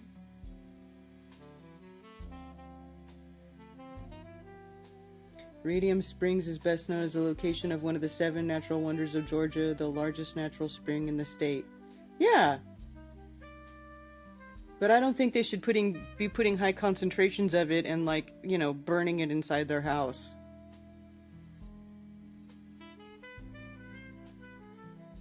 Any chance science hides so individuals won't experiment? I mean, possibly, but this stuff is bad. You could really make yourself sick with some of these radioactive minerals.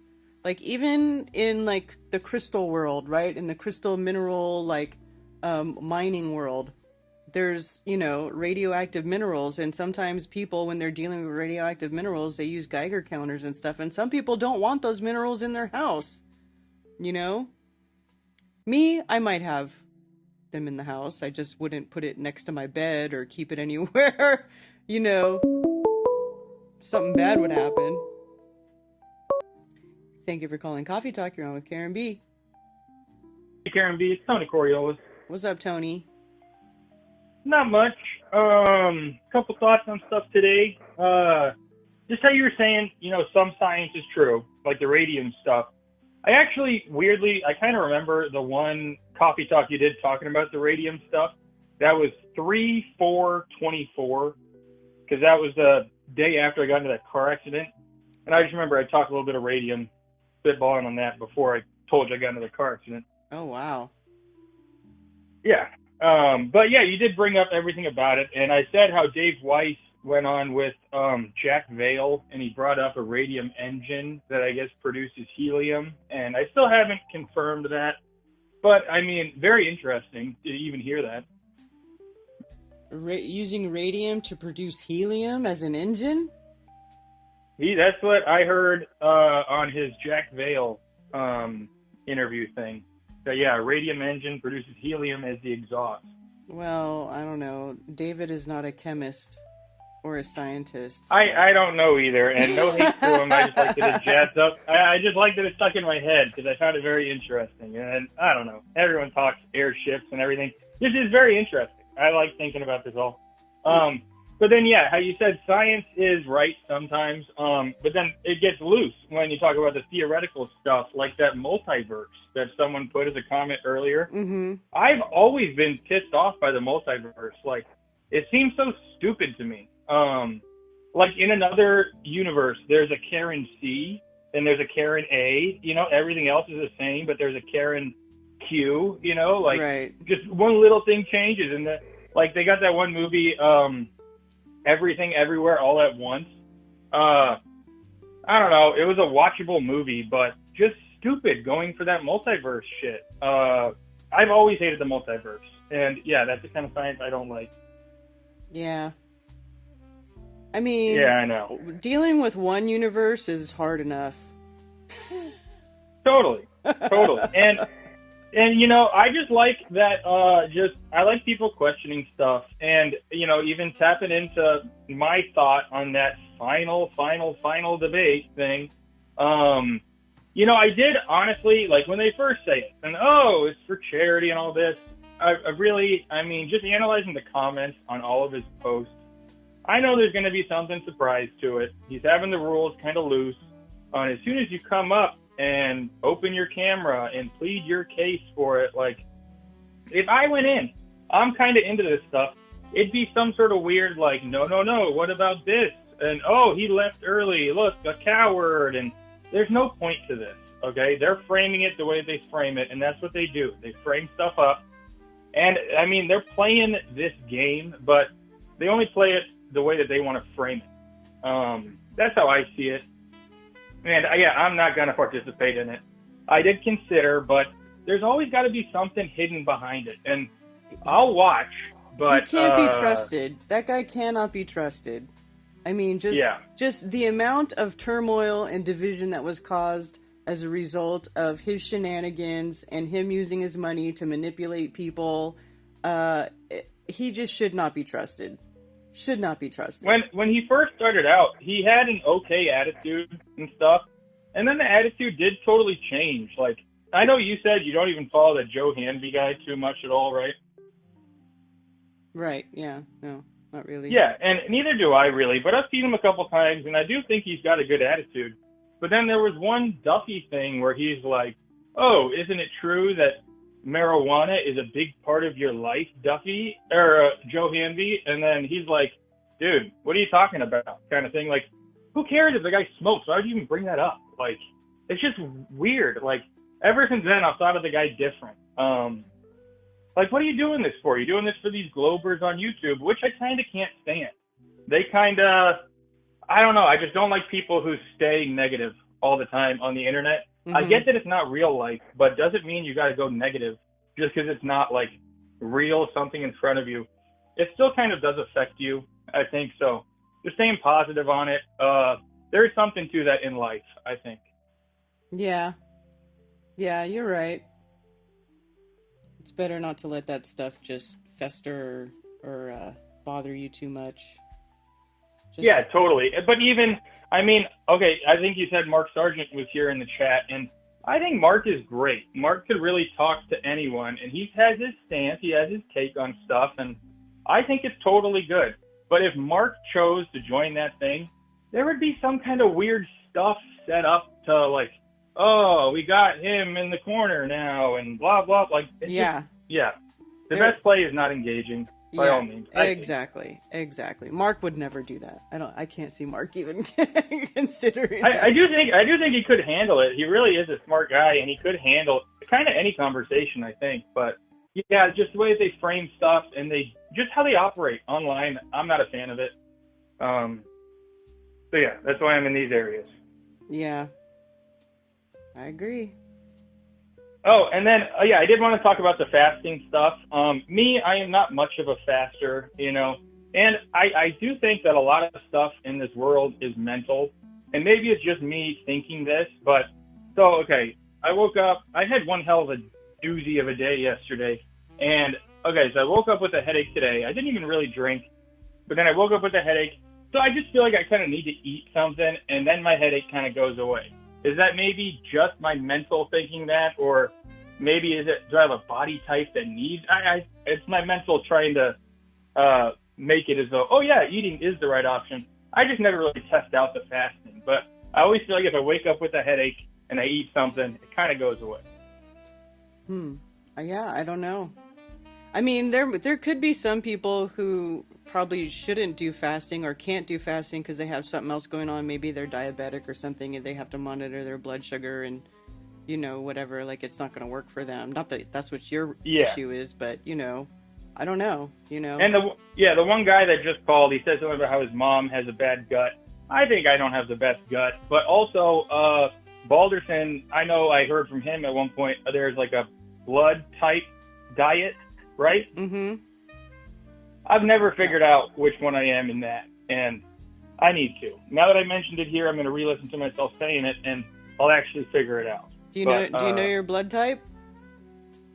I don't know it. Oh, you can get little kits online. They're easy. It's easy to get. It'll tell Okay, you. I'll be checking that out soon. But yeah, that's really all I got. And yeah, honestly, when they first announced that final debate thing for charity, I did consider it, but I see how this has all been going. I've been watching it all, and it would be foolish of me to join in on that. It's just my thought. Freedom to anyone else. I wouldn't hate anyone for going on. I'm going to watch it, but I am choosing not to. Yeah, I don't think we should be giving that guy any more content or attention. Yeah. Well, this is apparently the final. This is the end of it, right? And then he's gone. One can hope. One can hope. Exactly. Exactly. And I liked when, what did you say in that? You go, this is the final, what did you say? I forgot what you said, but I laughed so hard when you said it. Karen, I love your stuff, and thank you for taking my call, Karen. I think you're a G. You're 100. Oh, thank you, Karen. Thanks, Tony. Gotcha. Peace out. All right, later. Later.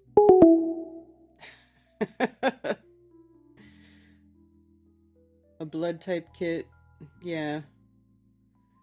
I'm trying to not... I'm gonna wean myself off of Amazon because they have given so much money for Israel, for Gaza, and they Amazon Web Services basically does AI support over there so that they can kill people. So I know, I'm sorry, I hate getting preachy about that stuff, but it makes me sick. It really makes me sick to my stomach.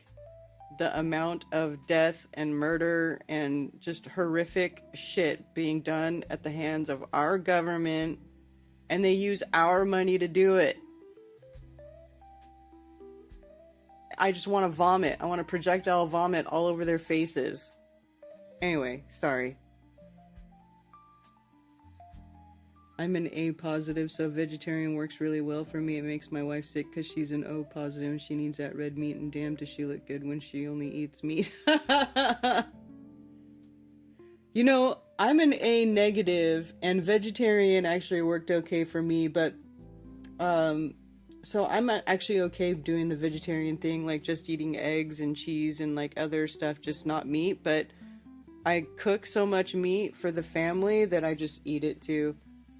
Although I will say I don't eat as much meat as I used to, and I just certainly don't feel like having to eat it with every meal. But I love it. One of my favorite snacks is to get a slice of meat and then a slice of cheese and eat that. And that's my snack. No bread, nothing, just the meat and the cheese. And it actually keeps me going without filling me up. No pork.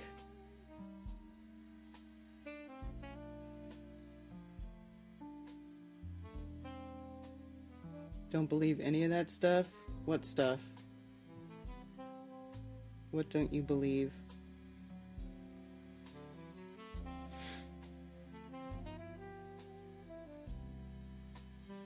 Structuring water helps.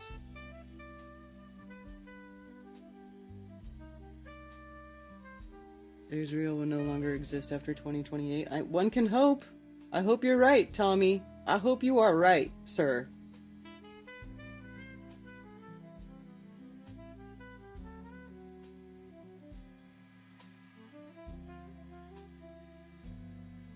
I haven't eaten meat in close to 15 years.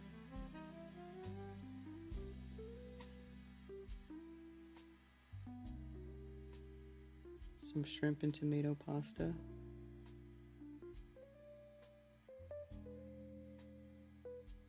Wicked good shape for a 50-year-old. Yeah, man.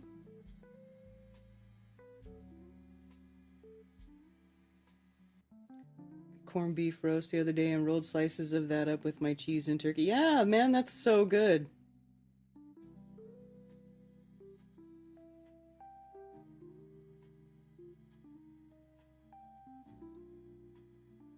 Well, there's definitely stuff happening over there. People are dying. Lots and lots of innocent people are being literally slaughtered. It is happening. I mean, you know, when this first started, the October 7th thing, I know while I was still on Facebook and people were saying, oh, it's a hoax. It's a hoax. I was like, shut your stupid mouth. Shut your stupid, filthy mouth. Because I literally grew up with a girl who was from Palestine. She was in my class. Like, I knew her. I've known her. I still know her. I follow her on Instagram. I still know her. She lives in New York. She does clothing design, and she's Palestinian. And I knew about this whole thing that's been going on decades ago because I knew her, you know? So decades ago. So this stuff's been going on for a long time. It's not a hoax. It is absolutely real. Our government, I mean, look what they did to the citizens of this country. Look what they did to Americans. I mean, the guy who's in office right now did Operation Warp Speed, and he pushed out the you know what ski, the vaccine, whatever, fuck it. Come get me, censors. He pushes out the vaccine. People get horribly sick from it, like en masse. People just passing out. I remember somebody was telling me that they were doing construction across the street from a health clinic where they were giving out vaccines, and that while they were there across the street from this place, they saw the ambulance come like 4 and 5 different times to come pick people up because they had such severe reactions to the vaccine. My mom knows somebody that died, you know, just all the people with tremors, you know, I mean, you guys have been here the last 5 years. The list goes on and on and on and on and on. And they knew the whole time that they were going to kill people and make people sick. They knew it. You know, the ferrets died. I mean, come on. And then they give it to everybody. They start putting it on the schedule. They try to force everybody in the military to take it. Right? They say, oh, there was never a mandate. But they sure shit never stopped any of these companies from firing people because they wouldn't get it, right? How many people lost their jobs and lost their livelihood because they wouldn't get it? Did the government step in and do anything about that? No. They just said, oh, well, we didn't make it a mandate. It's not the law. You don't have to do it. Oh, but everybody can chastise you and, you know, force you out, kick your kid out of school, fire you, whatever. Not you can't go into the public restaurant, can't go into the doctor's office, can't go into the courthouse, can't do fuck all unless you get this thing injected into you. Oh, and did they do anything about that? No. So clearly they don't care. Clearly they're okay with murdering and making sick hundreds of thousands of people en masse, like mass murdering assholes. Okay? So to say, oh, I don't believe what they're saying about war. Oh, believe it. But look at what they say. They say that Israel's defending themselves. They're not telling you that they're basically genociding the people of Palestine and just carpet bombing everything and committing war crime after war crime every single freaking day when people go into aid to try to get food and they're being shot in the freaking head just trying to get food. Like, give me a break. Thank you for calling Coffee Talk. You're on with Karen B. Hey, Karen. You know how you were saying, well, who would want to do the experiment with radium to see if he gets sick? Mm-hmm. There actually was a kid that volunteered for that inadvertently. He was called the Radioactive Boy Scout. Do you remember him? No. Yeah, in the 90s. In the 90s, yeah, his name was David Hahn, and he was a bright kid, but he was obsessed with nuclear reactors and just nuclear science. And so he started collecting, getting all the smoke detectors he could to get, I think it's americium. I don't even know how to say that. But the radioactive material out of the smoke detectors, camping lantern mantles to get thorium. He collected a bunch of antique clocks and harvested the radium from that, and gun sights to get tritium. And he was trying to build a homemade breeder reactor in a shed in his mom's backyard in Michigan in the 90s. And he successfully created a neutron source that was emitting a ton of radiation in her backyard.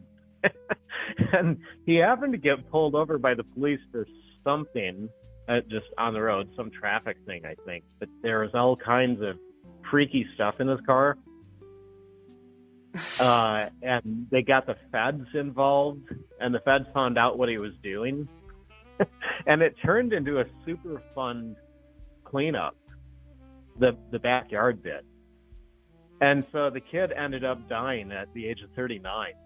But for years he lost his hair, and his eye sockets were super deep in his head, and his teeth were coming out. It was not good.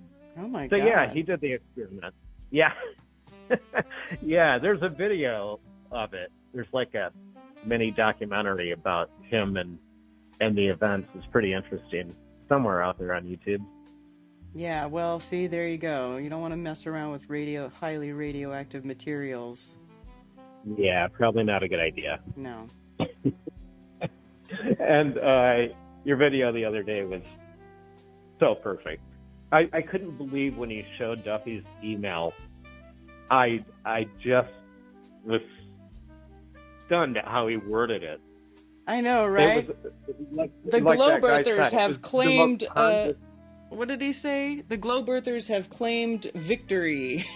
Or some stupid shit. Oh, I didn't even get that far before my jaw was on the floor, just from him opening up with saying, Karen, you have been selected. Like there's some big board of directors that has honored you. Right? Like it's some kind of freaking prize. I was like, geez, spare me. Yeah. I was imagining you running through the house looking for Ted. Ted, I got selected. I know. And then in the very next sentence, he explains that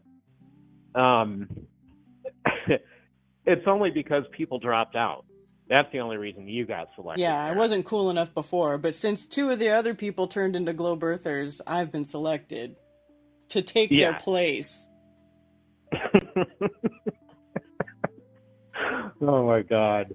Anyway, yeah, your response was just spot on. Perfect. Well, thank you. Well, thank you for doing it. All right. That's all I got. All right. Thanks for calling.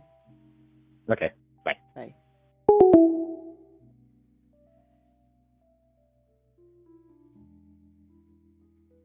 I wonder what he looked like. Actually, I pulled it up while he was talking about it, and I did bring it up, so let's see if I can... So he does come up. That's what he looked like, I guess, when he was younger. I wonder what he looked like before he died.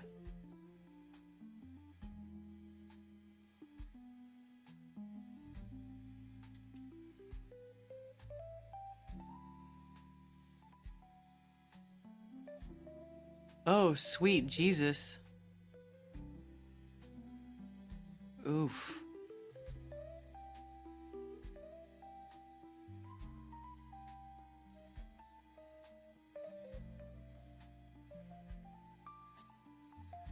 Is this... That's not from the radiation, is it? It says that he went through substance abuse.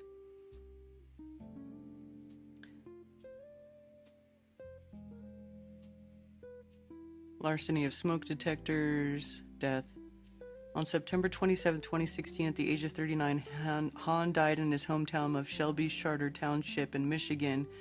Accidental result of intoxication from the combined effects of alcohol, fentanyl, and diphenhydramine.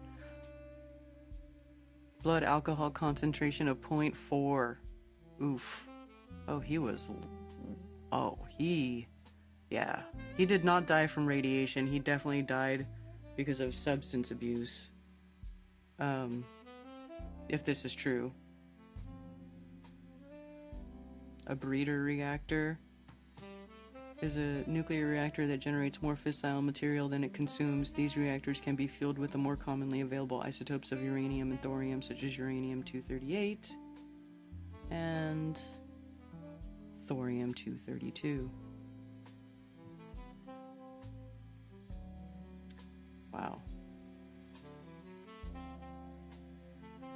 I think I've heard other stories too of people building small nuclear reactors.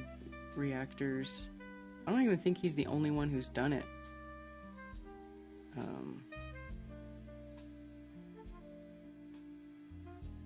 Anyway, fascinating. That's probably the radiation. All the fishermen were super sick from... Wait, whoa. Last night, about a fishing boat from Japan that was near the Marshall Islands during the first H-bomb test, they had liquefied coral reef raining down on them. Oh. You were chosen as our next victim. Exactly, Bill. All the fishermen were super sick from it, and all the fish they brought back had to be recalled and destroyed. Jeez.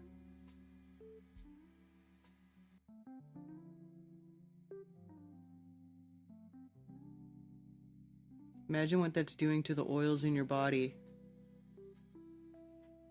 What do you think it would be doing, Ben? Probably not good stuff. Shelby Township by Mr. Mustard. There you go.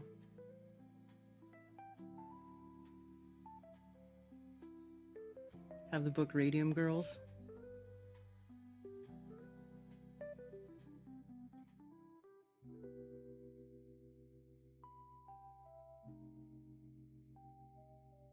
Need to dump some rocks.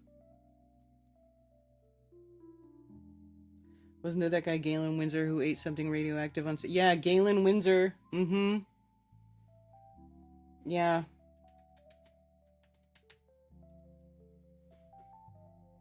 Yep.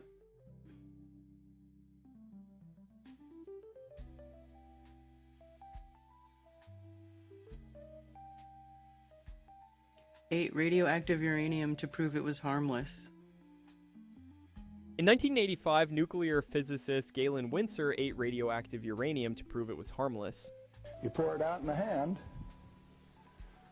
and that's radioactive contamination. Is it radioactive? Yeah, it is. So he puts it on radioactive to the meter. Do I qualify as a controlled drain?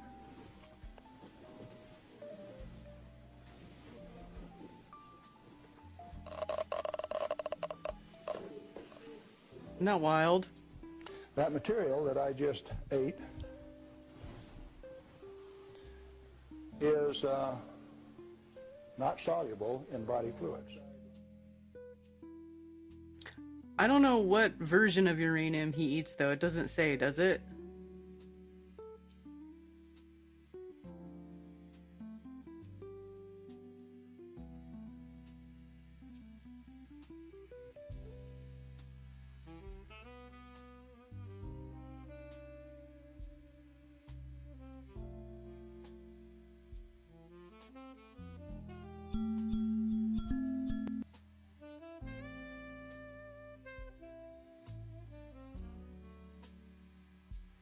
In this are 660 white caffeine pellets. And this one is uranium oxide, U308. You can't buy it for love nor money. U308. That's not... What's that compared to... what's the difference between that and uranium-232 or whatever all the different other... What's that number mean? I would have to imagine he takes a uranium that hasn't been enriched. Yeah. So it's uranium-308.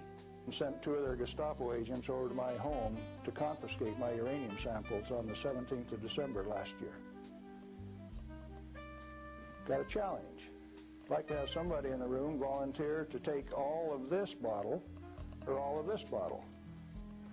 The only thing that I'll tell you is that one of them won't hurt you and the other one will kill you.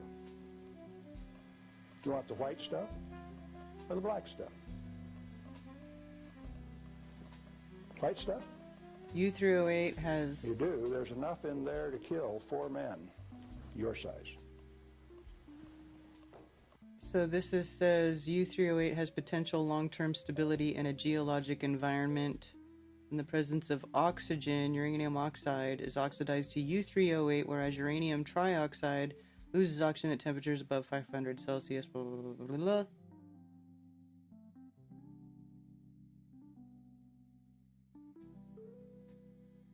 $92 is normal natural uranium. Specifically interested in the pyramids under the Great Lakes. Are there pyramids under the Great Lakes? I've never heard about that. He did just show the caffeine pills had more radioactivity than the uranium. 238 enriched but kinda stable. So this is, well, this is U-308. So uranium-3 oxygen 8 is what it's looking like.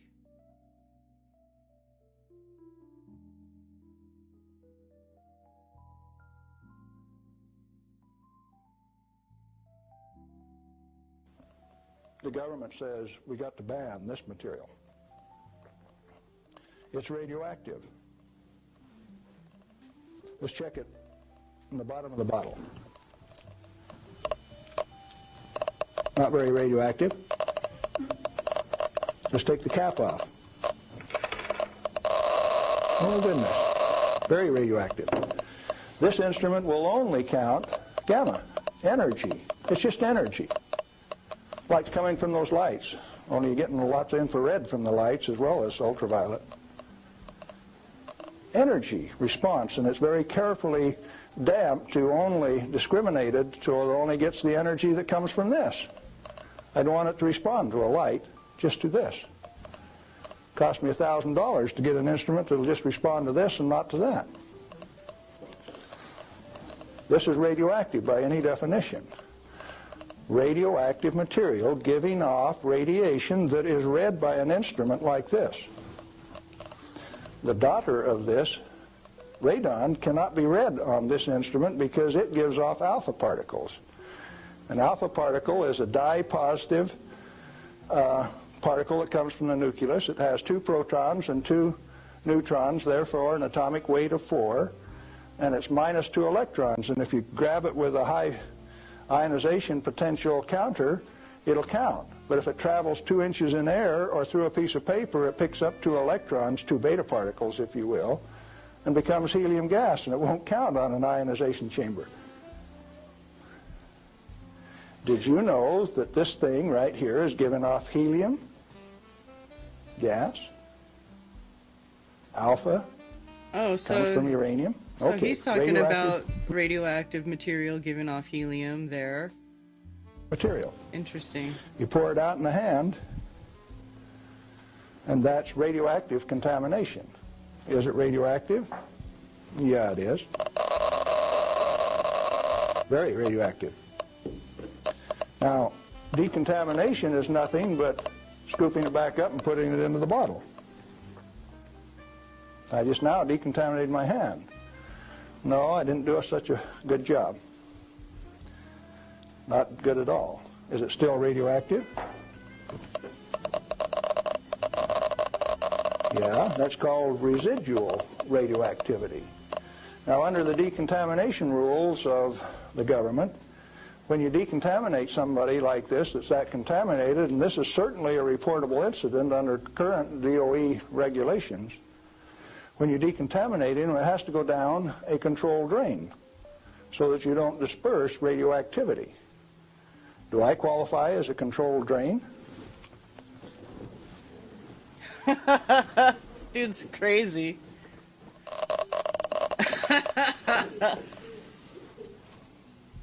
That material that I just ate is not soluble in body fluids. He's funny. Hydrogen bomb's not uranium. Most helium is from degraded radiation. Look up deuterium and its degradation and you'll understand better. Okay. So it, like, as it deteriorates, it off gases helium.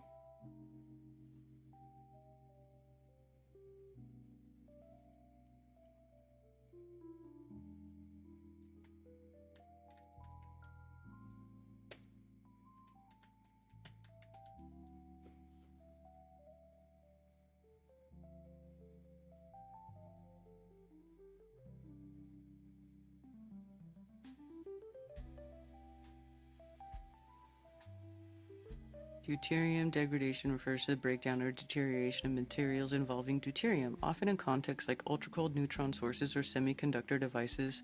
In these applications, maintaining high purity in specific conditions is crucial to minimize degradation effects and enhance performance.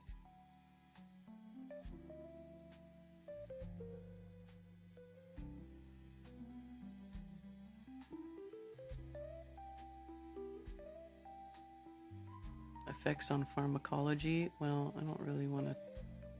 Do we care about it? The effects on it pharmacology.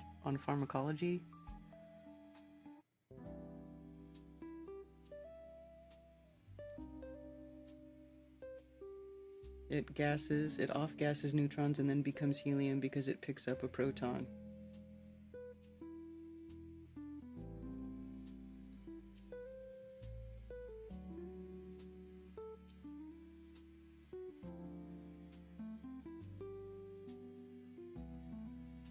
He lived until Galen Windsor did live a long time. There's also a story of him taking a swim into the in the cooling pool at a reactor.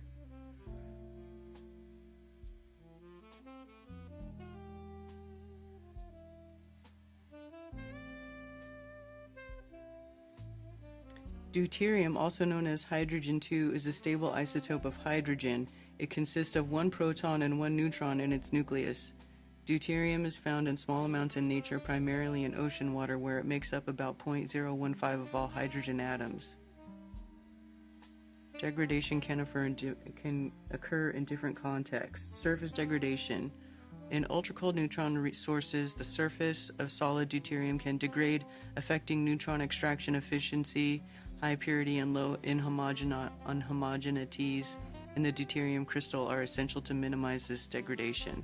Hot electron degradation. In semiconductor devices, using deuterium can mitigate degradation effects caused by hot electrons, enhancing device performance and longevity. Why doesn't this say anything about helium?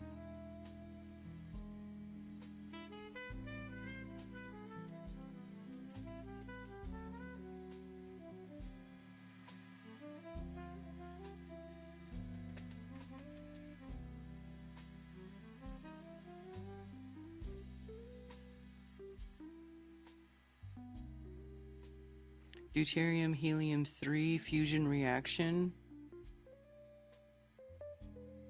Helium-3 and deuterium fusion is a nuclear reaction where deuterium nucleus, which contains one proton and one neutron, fuses with a helium-3 nucleus, which has two protons and one neutron, to produce helium-4 and a proton. This fusion process, considered advantageous because it produces less radiation compared to other fusion reactors, make it a potential clean energy source.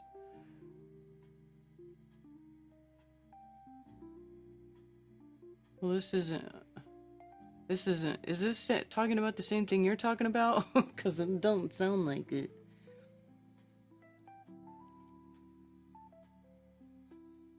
I've been hearing that Duffy is offering Dubay a ton of money to get destroyed at the final debate and flip. Oh, whatever. You should hear that Geiger counter on a toilet.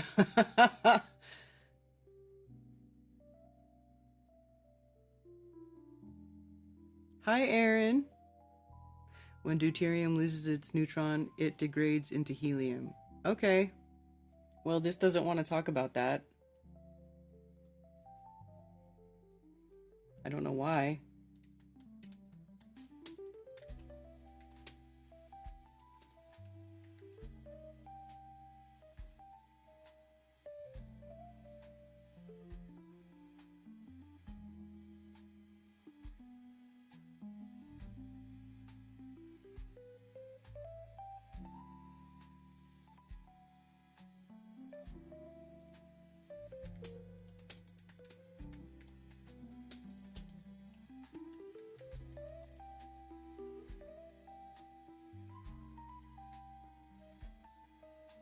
Okay, here we go. Helium can be produced from deuterium through a nuclear fusion reaction where deuterium nuclei fuse together, typically with tritium, to form helium-4 and release energy.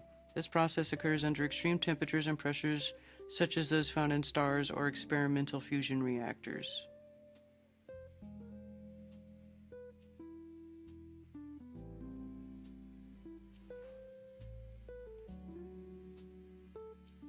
The main reactions involving deuterium that lead to helium production are deuterium plus deuterium, helium-3 plus proton, deuterium plus tritium to helium-4 plus a neutron. Fusion requires extremely high temperatures, typically over 10 million degrees Celsius. High pressure is also necessary to overcome the electrostatic repulsion between the positively charged nuclei.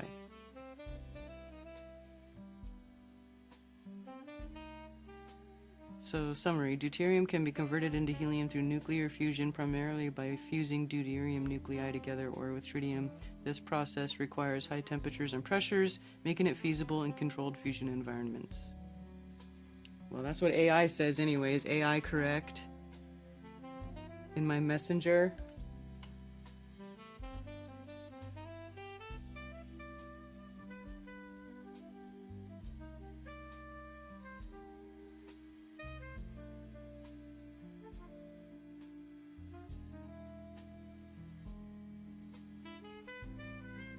Deuterium is a key fuel for nuclear fusion reactions, especially when combined with tritium. Okay, so that's what I just read.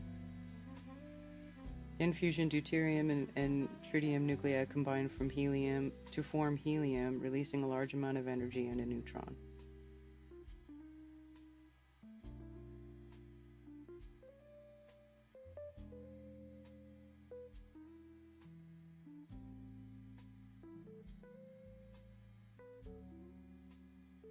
Interesting. And there you go. And that's how you make helium.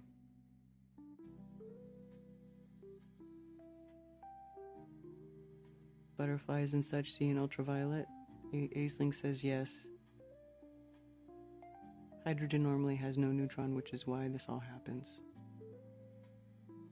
Yeah, if you look at how bees, because bees, actually I saw this video where these people this guy had a bunch of bees inside of a little container and the light was on and they were flying around and he turned the light off and they all dropped to the ground. Let's see if I can find it.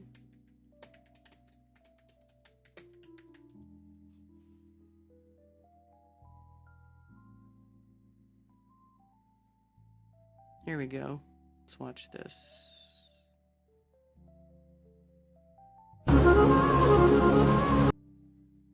So here,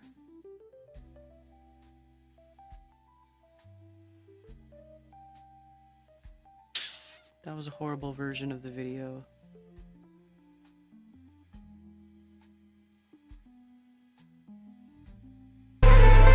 Why do they have to have stupid music? Anyway, so you'll see they're flying around in here, and then when he turns the light off, they all drop. Boom, they all just drop down to the ground immediately. Because the bees use the polarization of the sun in the sky to navigate. They literally, yeah, it's kind of crazy how that works. AI says you cannot use hydrogen to run a vehicle.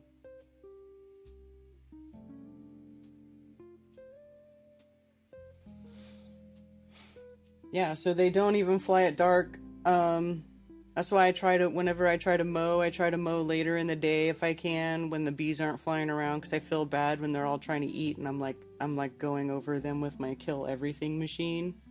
That's what I call it. I call it the kill everything machine because that mower is brutal. But yeah, I've never seen a bee fly at night. Right, they don't fly at night because they let's see. Does it explain it? Most bees, including honeybees and bumblebees, cannot fly at night because they rely on sunlight for navigation and have not evolved to see well in the darkness. This is actually not... That doesn't really matter. The visual system depends on polarized light from the sun. That's why, making it difficult for them to orient themselves when it's dark. So, let me see if I can find that video.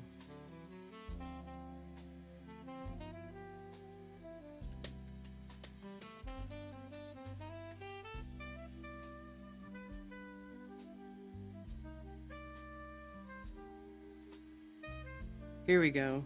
This one.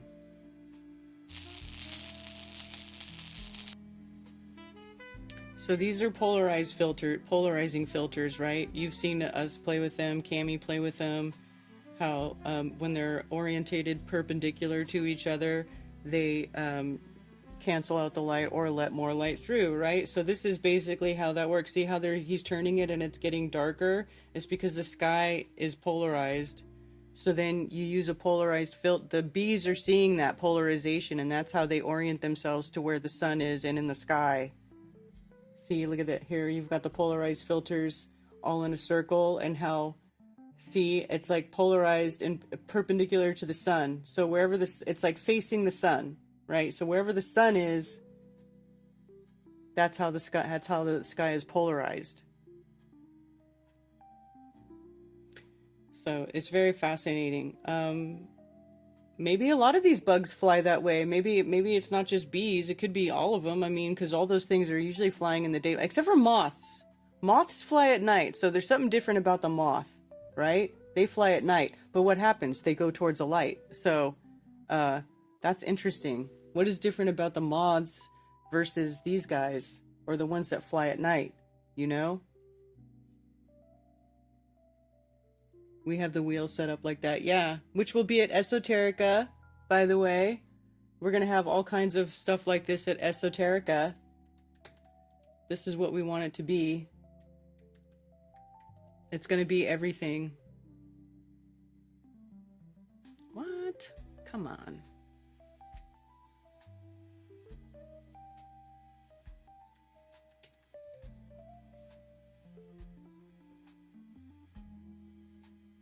There we go.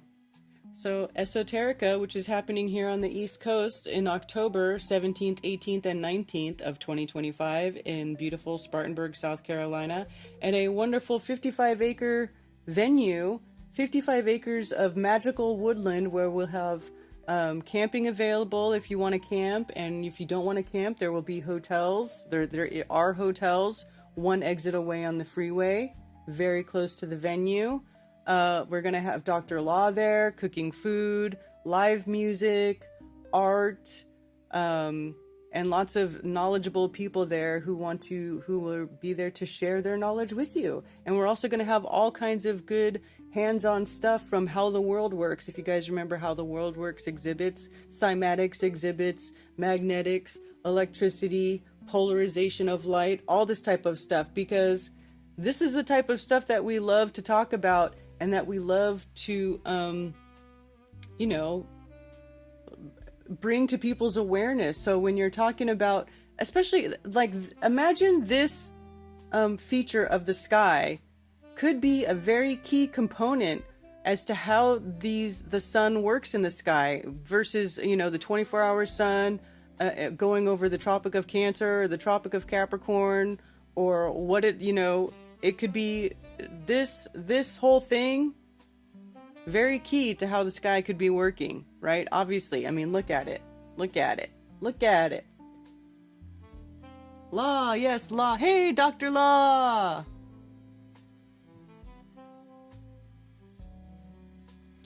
The fly to the rose leaves to their larvae eats the leaves. Yeah.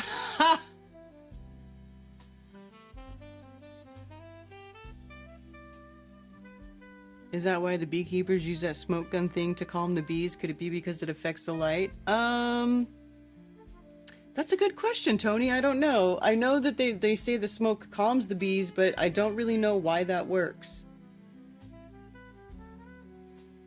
That is interesting. Yeah, Ben can't make it, unfortunately, because he's gonna be busy harvesting his magical garden.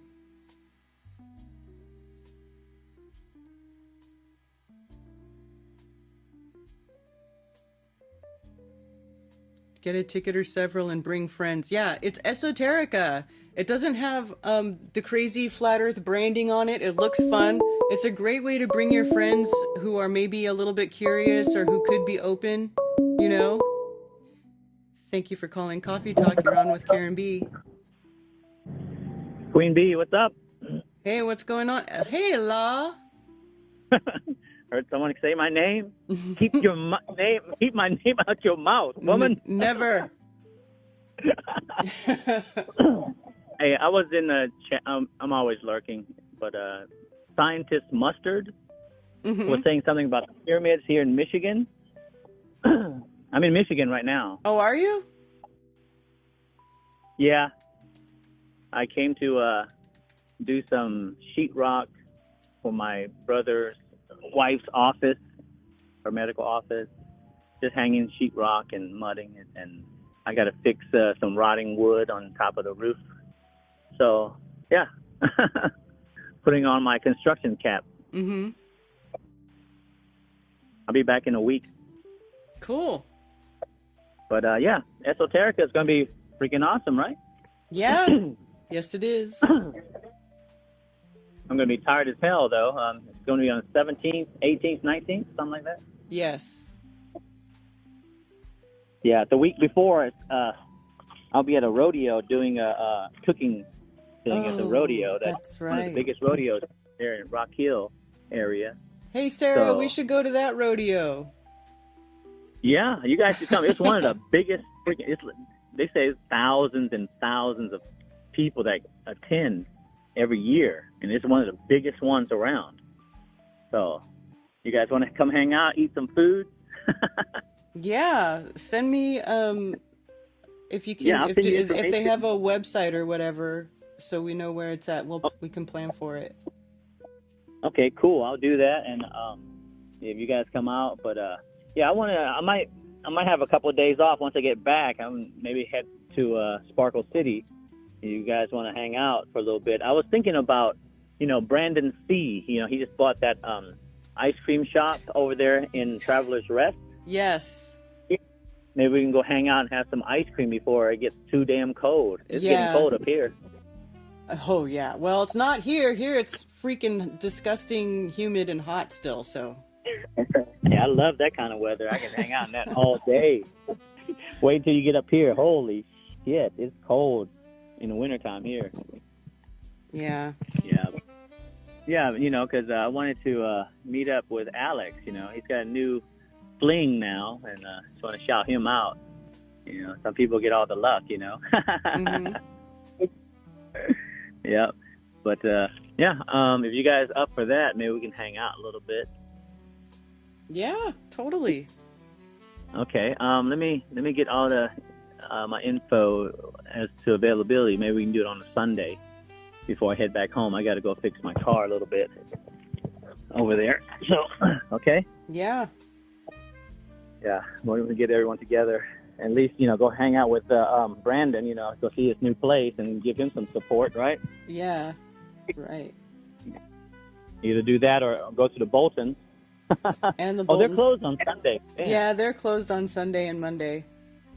Yep, that's right. I forgot about that.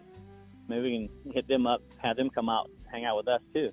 Yeah, that would be great. I love the Boltons. Yeah, they're awesome. They're awesome. Hopefully they'll have some time. We'll get together. I'm going to be busy pretty soon once I get back, so I'll have a few days to rest, and then I'll be busy again.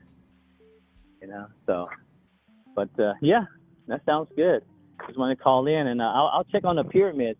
But I'm over here. There's this place also in Michigan that I forgot, but it has a big sandy hill that, you know, a lot of people, you'll see them on TikTok. They'll slide down and wipe out or stuff like that, and they'll go all the way down to the bottom, and they have to climb all the way back up. It's a steep hill, and it's like they have it posted, and like if you cannot get out of there, they have to go rescue you. It's like $3,000 a pop per person.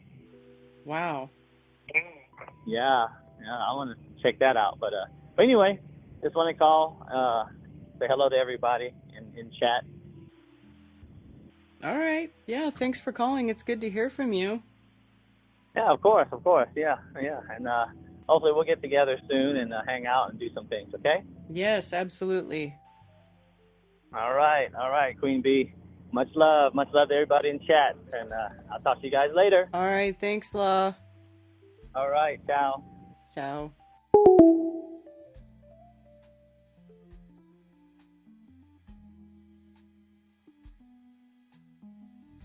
Can run that flame over your skin and barely feel it. What are you talking about?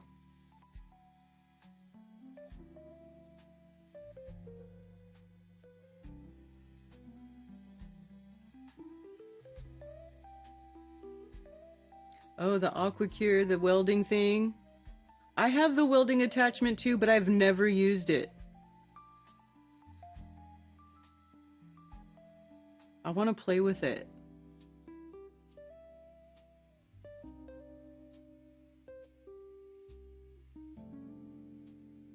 Hey, Dave Hinkle. No, that will not be my first rodeo.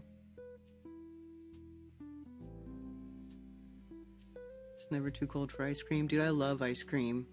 I really love ice cream. This show instantly cheers me up every Monday when I come into work miserable like today. Oh, well, that sucks, AJ. Well, I'm glad that we cheer you up.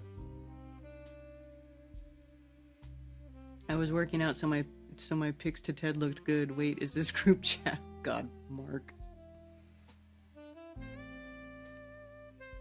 I want to go do an indoor grow and use hydrogen and see if George Wiseman is correct about the duration cut.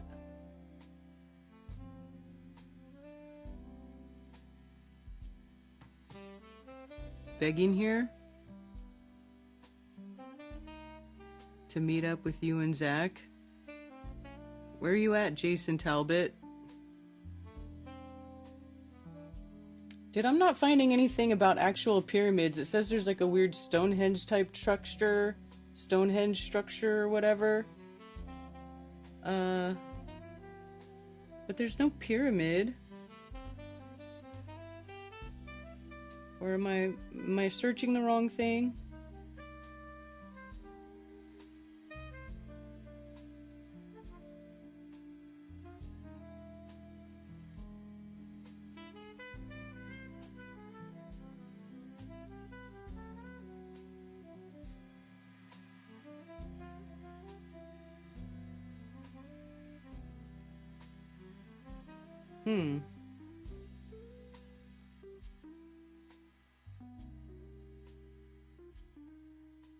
I don't know.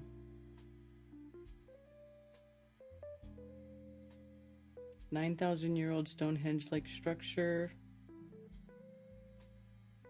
found under Lake Michigan.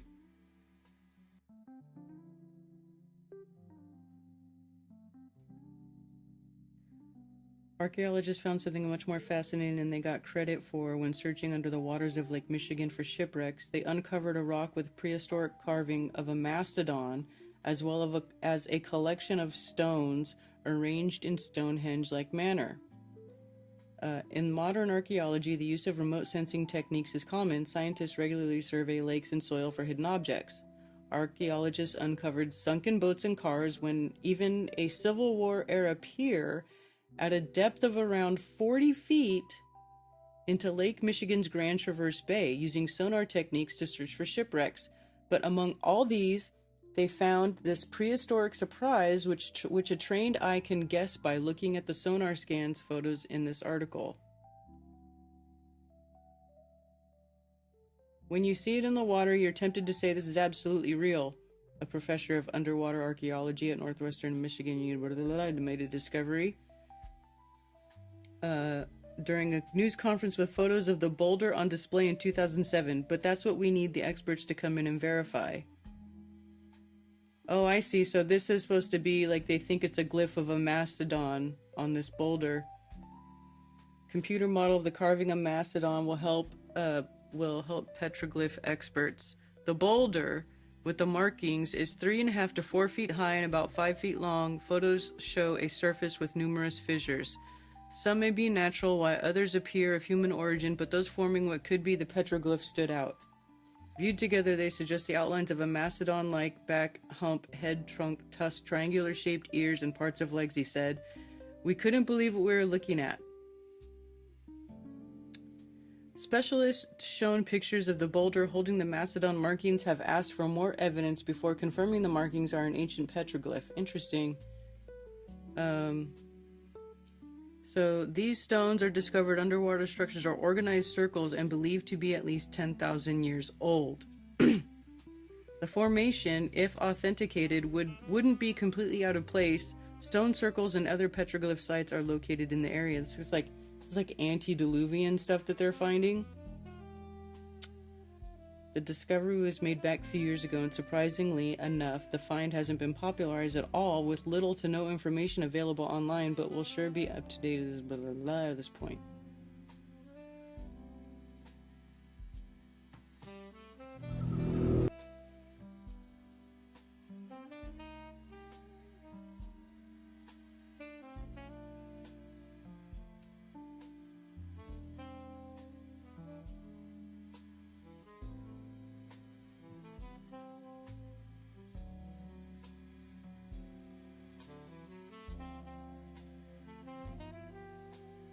Then, the triangulation of these lines from multiple photos can determine the 3D location of those points, and build an accurate 3D rendering of the rock, which I can analyze in detail once I'm back on dry land.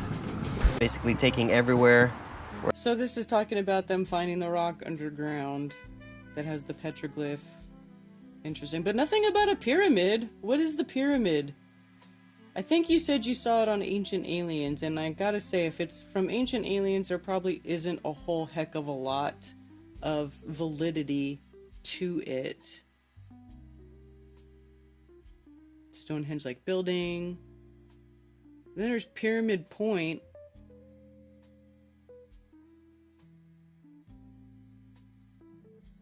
$10,000-year-old Stonehenge discovery. So they're... pyramid found in Lake Michigan.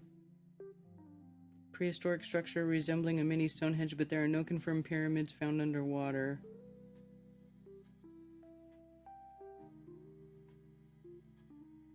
Yeah, I don't know about the pyramid part. And you gotta remember too, this shape is a natural shape. This is a natural shape that many materials form into automatically. Naturally. A cube is a natural shape. The pyramid is a natural shape. It's half of an octahedron. There's 3-sided pyramids called tetrahedrons. All these things are pretty natural shapes. So, I don't know. Not finding anything interesting about a pyramid in Michigan.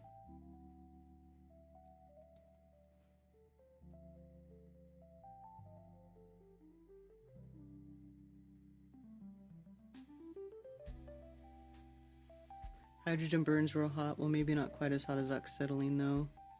I have a bunch of cool rocks from everywhere in the south. Very odd stuff. Accidental alchemist, probably because we don't have either machine set up right now. Huh? Petoskey stone. It actually burns cold, but some trick of its mechanics, the electrons transfer much easier. HHO burns as hot as you need. Gotta add that oxygen. My father thinks Michigan was tropical because of Petoskey stones. Well, I mean, the world could have been very different. The antediluvian world was probably very different than the world we live in today.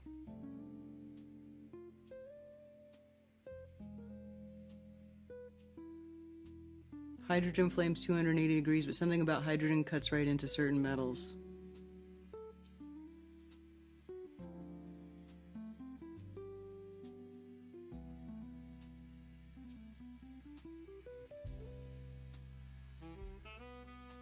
I think cave drawings are usually just from little kids goofing off. It's a trip thinking about the whole world flooding. Where does all the extra water come from? Where does it go? It came from the fountains of the deep.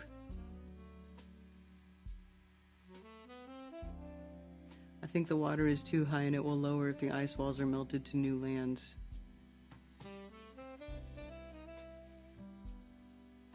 That's why hydrogen makes water. In an explosion, the oxygen grabs carbons and lets the hydrogen explode. Hydrocarbon gas, and a pure hydrogen implodes and the hydrogen bonds to the oxygen and turns into water. Ancient Aliens was always garbage from show number 1. I remember being so excited when that show... I used to watch Ancient Aliens all the time. I watched it all the time. Many years ago. Many years ago.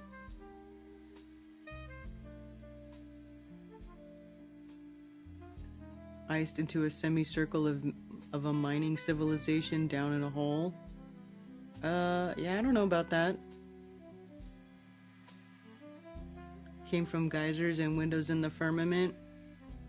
I mean, why not? There's all kinds of places where water still just comes out of the ground. It's called springs. Springs and hot springs. I mean, there's plenty of places all over Earth where water just comes out of the ground, so why wouldn't there just be like a big giant geyser that exudes water from the ground? And I'm pretty sure I've seen the firmament open up on top of my house. I'm just kidding. But seriously, yeah, I don't know. I don't know, man. This place is crazy. This place is crazy.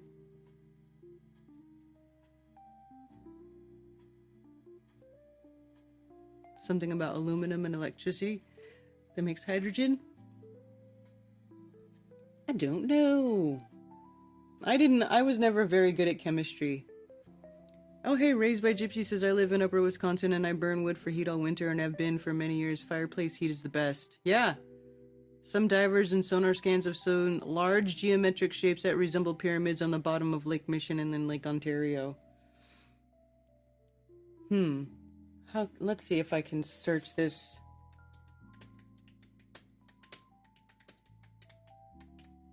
How about this? I'll just search sonar scans of Lake Michigan and I won't put anything about pyramids.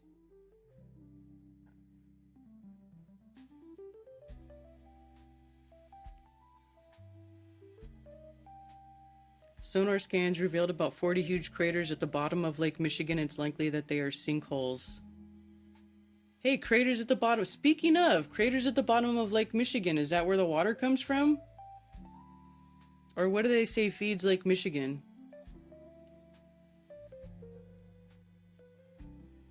These features really stand out. They are in deeper water, 500 feet, and weren't known before. Interesting. A local shipwreck hunter named Brendan Baloid spotted the circles around the same time as Green's team. He thought the circles were craters that measured between 20 and 40 feet in depth.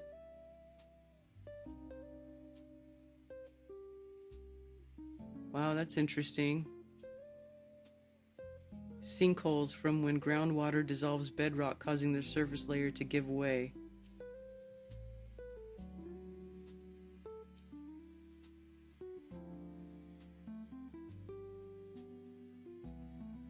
But they don't have pictures of it.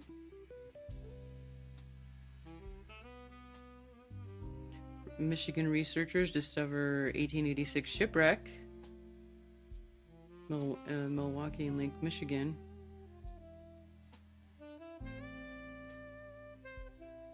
This one's got video.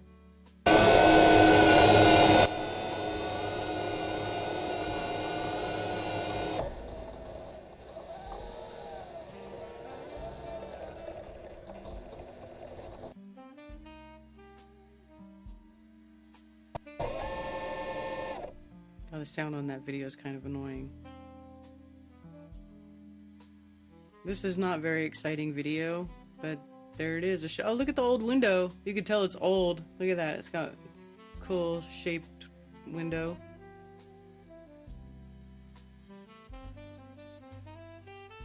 Cool.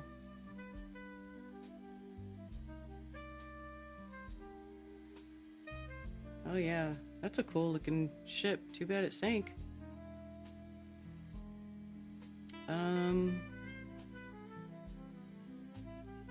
Shipwreck, Macedon carving, shipwreck.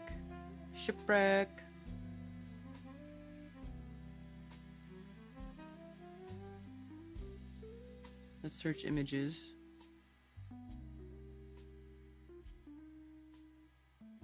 That's pretty good. Pretty good image of a shipwreck down in the water there. Wow.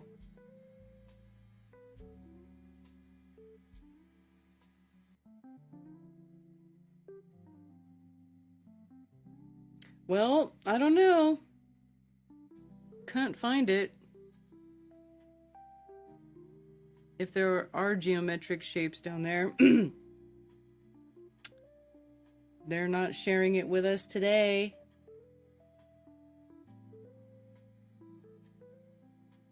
For whatever reason.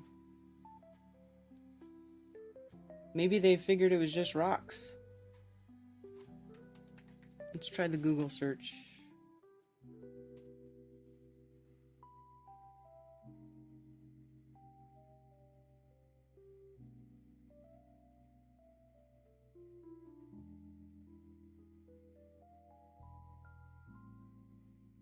Yeah, it's mostly just shipwreck stuff.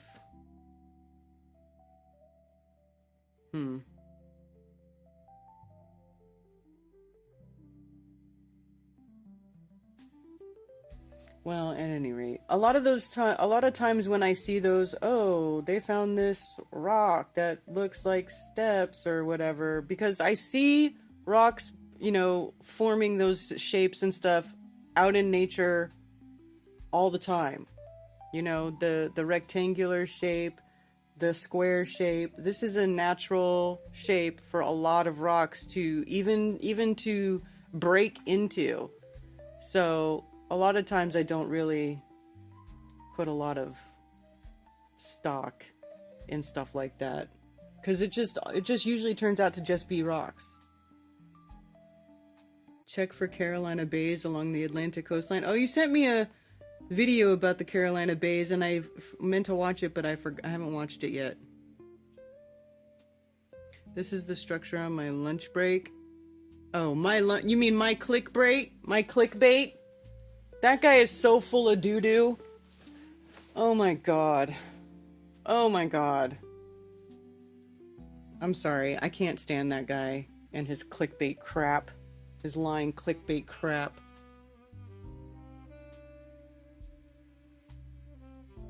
I can tell you right now, it's probably BS if it's on the My Lunch Break channel. 100%.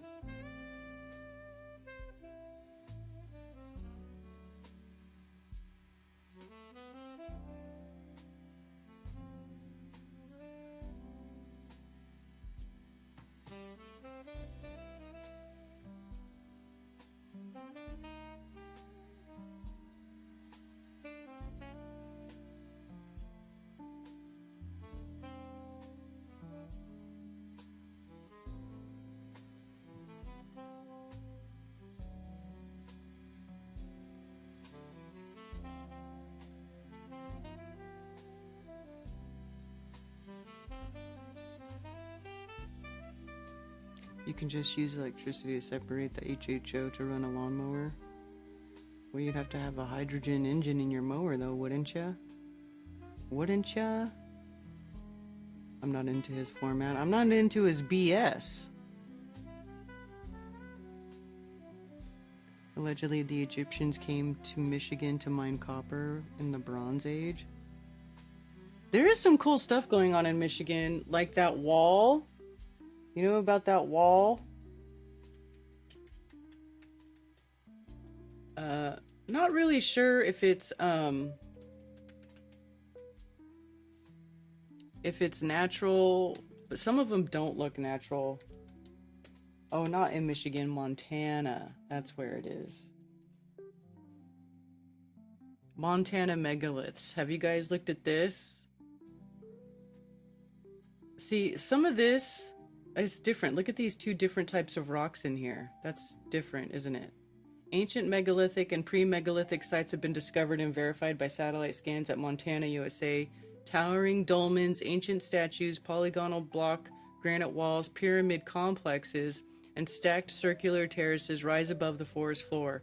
Stone art sculptures emerge from monoliths. Humongous carved blocks, some still standing upright, thrust up between the trees. Flash fossilized dinosaurs, a Sasquatch, and stone titans present in art installation at Dragon's Lair. Satellite scans show that 85% of the Montana megaliths are underground. Megalithic building structures extend over miles of high mountains and rolling hills in the wildlands of Montana, USA. This is indeed an ancient megatropolis. We have discovered 116 intentionally constructed megalithic and pre-megalithic sites and 53 dolmens as of August 2025. Oh, they just updated this. Researchers are sending photos and data from all over the world that match what we are discovering here in the USA. Point by point, we are accumulating a preponderance of evidence that the Montana megaliths were once a vast metropolis and a series of worldwide, highly advanced and very ancient civilizations. Oh no, are they getting totally kooky with it or what? Above-ground buildings and artifacts as well as miles of underground intentional construction prove that multiple ancient civilizations were right here in Montana over several epochs of time. This is interesting. They have changed a lot on this site. It didn't used to say all this stuff on there before.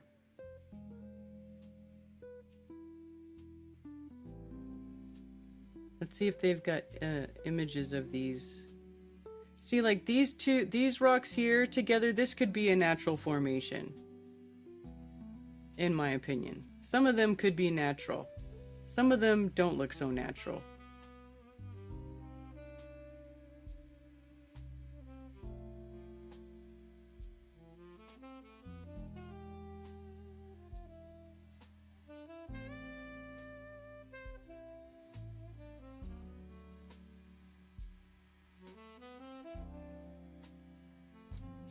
Shoshone bag man with gold wristband and bag. They think this is this?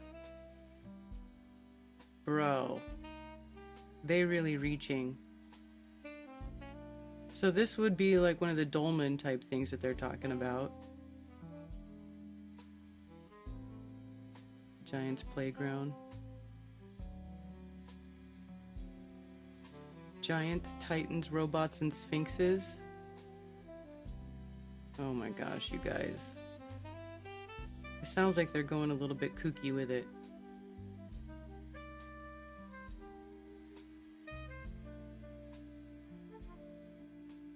Dolmens in the Montana megaliths.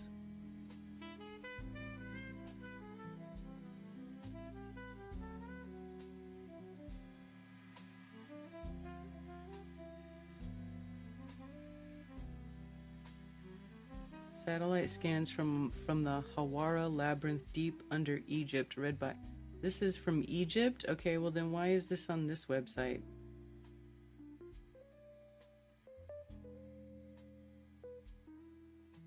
Intentional ancient construction.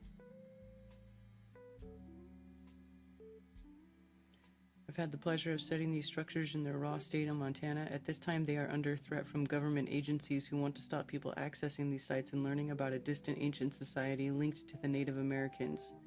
Julie and her team are doing a great job protecting the find from these unsympathetic agencies, and we should all be aware of the site's existence.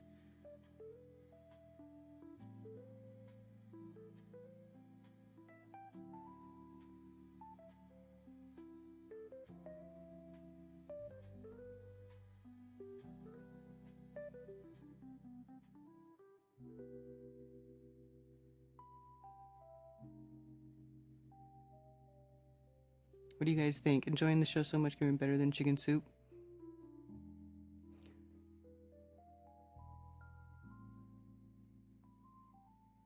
Except for the politics, but that sucks everywhere. Billingtano, for real.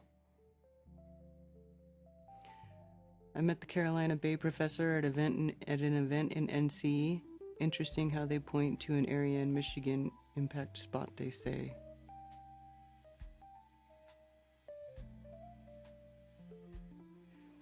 Data they brought to the debate was extensive on those Carolina Bays. The Cosmic Summit will have a public video on it soon.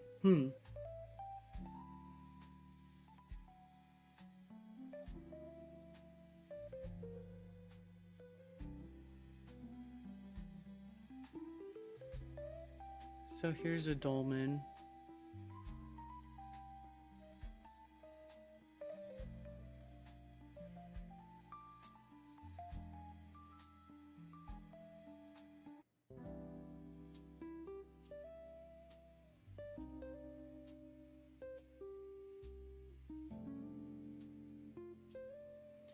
Tours of the Montana megaliths. Finally, we have received an official tour guide permit for the Helena National Forest. We will be leading groups into the Tizer Dolmen and the Tizer Acoustic Sphinx.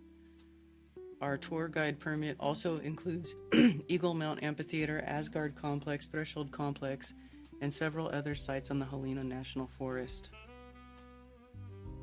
Montana Megaliths operates on public lands as authorized under a special use permit issued by the Helena National Forest, Montana, USA.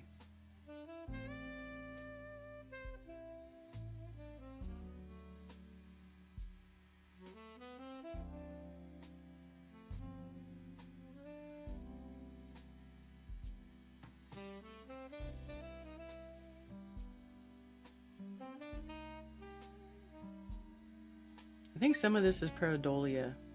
Gotta be honest with you. I think some of this is pareidolia. Just my opinion. What do you guys think?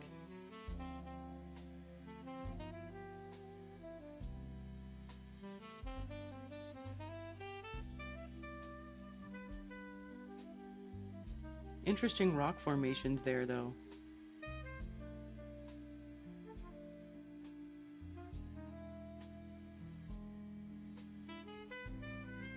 So like this wall right here, there's some pictures I've seen. They're not really showing very much of it here though.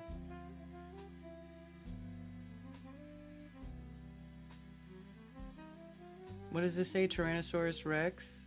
Where's the Tyrannosaurus Rex? Is this supposed to be the head? I don't think it's actually a Tyrannosaurus Rex though. You know what I'm saying? A fossilized Sasquatch? Come on. Come on. Sasquatch in the trees above my head.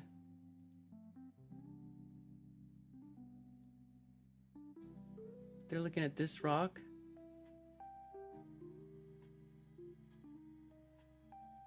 Oof. I'm finding this to be a little bit hokey. What do you guys think? I think it's a little hokey.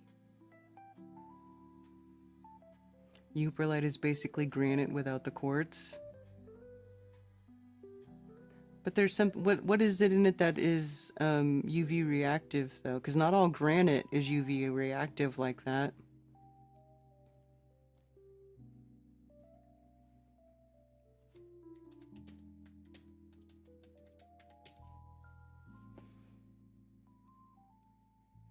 Type of cyanite rock that contains fluorescent sodalite. Ah, it's a sodalite, which causes it to grow in vibrant colors like yellow, orange, pink when exposed to UV light. Because typical granite is like quartz, mica, and feldspar. And granite is typically a mix of three different types of crystals grown together in a conglomerate.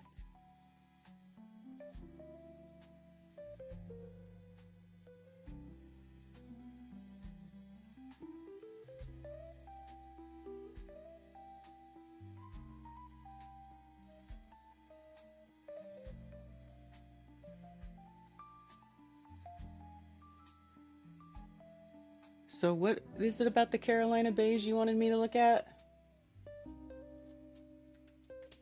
Nobody has an opinion on on the Montana megaliths website I just looked at, where they think there's like fossilized petrified Sasquatch. I think they're tripping. No? Nobody? Nobody?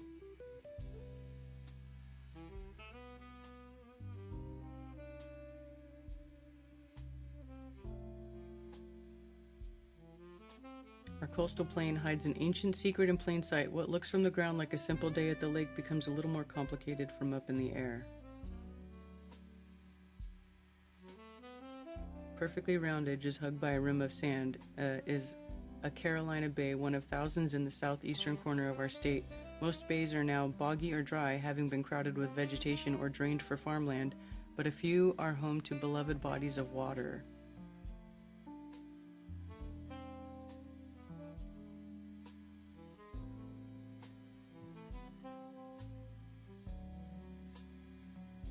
Evidence suggests that most bays once held water, even if they don't today. Many bay lakes have been drained for agricultural purposes, but there is a natural process at work too.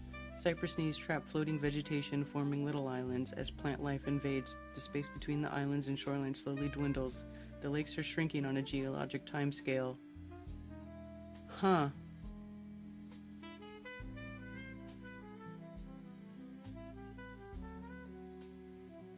So this is a specific place that you're talking about, the Carolina Bays.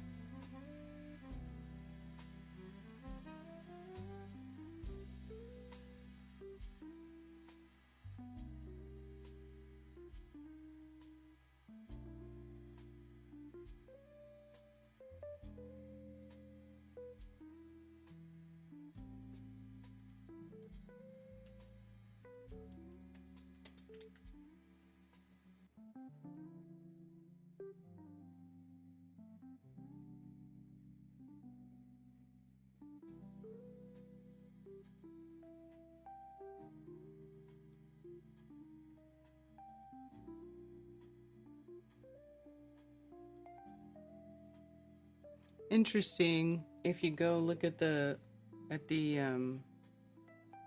Google Maps, there's a lot of little round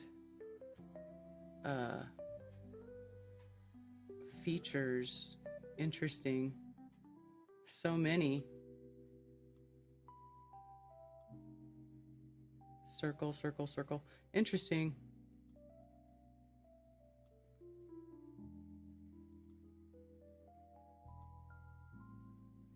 Yeah, that's what I'm saying. It's, yeah, most of them look like they're filled in. They don't even look like lakes anymore. Where's that one round lake?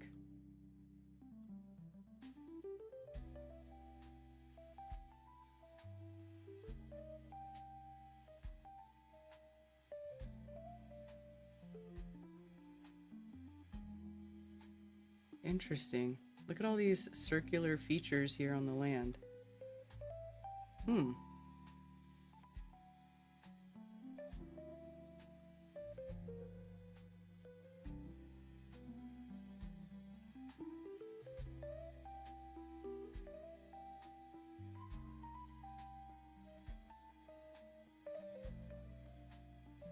What lake is this called?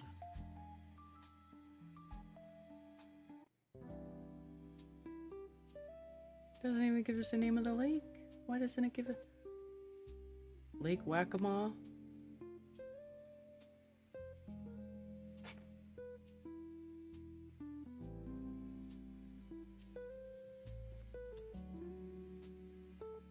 Oh, there we go.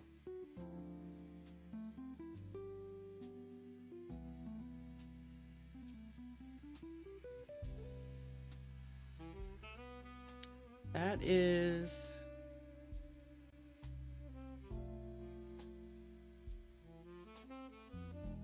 That's much farther inland than what I was looking at, because I was looking over here on the coast, right, where all these circular features are over here. This is way inland. That's huge. That's a big lake, actually. That's a big, round lake.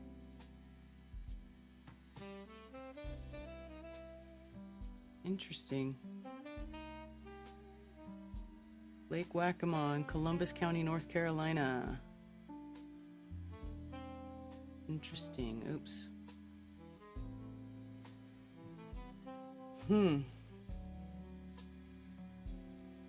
Yeah, look at that. That's a big lake. Interesting. You can go see it. Hey, Crumb. I agree, it's kind of hokey, so I like it. Not buying it either. Thank you, Crumb. Thank you for the feedback, because I feel like they're kind of getting like new agey, trippy, dippy, hippie, done too many fucking peyote trips while they're at the rocks. But it's a flat lake. Yes, Mark, it is a flat lake. Look at this. Have you heard about this before? What is it? Let's see. Lake Punyer. When an entire lake vanished into the earth. What? Something happened beneath the surface that would forever and drastically change the lake and the surrounding area in 1980. Active mine shafts. Violent and destructive phenomena to ever have occurred. That was like 16 minutes long.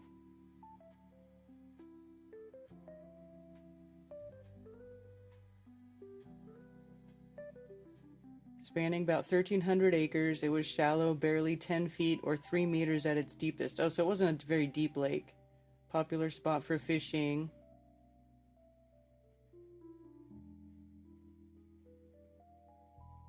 Carved into something known as the Jefferson Island Salt Dome. This geological formation formed over millions of years. Of course it did. It was one of the 5 in the region beneath Louisiana that were like salt-buried mountains of pure white salt.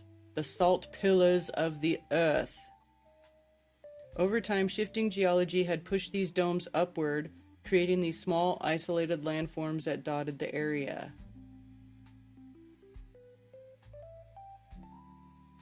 This salt was valuable, so in 1919, Diamond Crystal Salt Company began mining operations beneath Lake Penier using the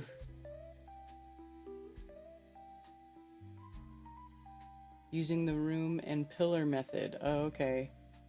Which may be familiar with the other videos on the channel. Blah, blah, blah. Leaving some behind natural pillars to act as supports to stabilize the mine, of course. 80 feet or 24 meters tall. Okay, so they built this big salt mine, and then something happened and the lake drained into the mine, I'm guessing. Some of these were as deep as 1,500 feet. Another force competing for the riches beneath the lake. The same geological shifts that have created these salt domes also made them prime locations for petroleum deposits. Oh, crazy.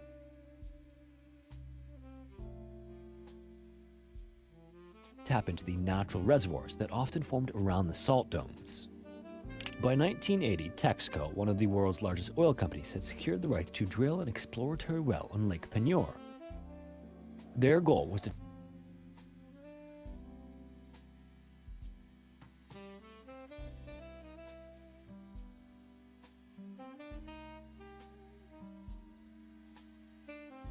watch water rising in the mine. Let's see. Somewhere in those calculations, something had gone terribly wrong. Watched water rising in the mine. He didn't know what the cause was. Surface just above him. Texaco drilling rig was already sinking. And the peaceful lake he had worked beneath for years was about to disappear forever.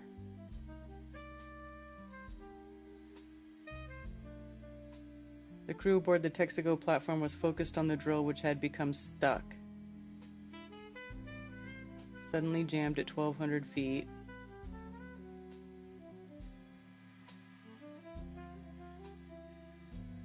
Drilling through compacted sediment and geological formations often led to snags.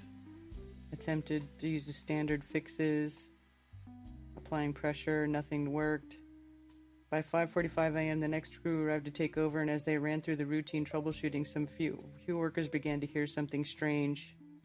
There were a series of faint popping sounds from deep beneath the earth. At 6:30 a.m., the drilling platform tilted slightly. The shift was barely noticeable at first, but the rig was no longer level. Some of the workers had wondered aloud whether the lake bed was unstable, decided to abandon the platform and head for the shore. Then an hour later, the rig suddenly lurched hard to one side. Oh wow. Metal groaned, cables snapped, and the entire structure began to collapse. The crew could only watch in disbelief as the drilling rig sank into the lake, disappearing into what should have only been 10 feet of water.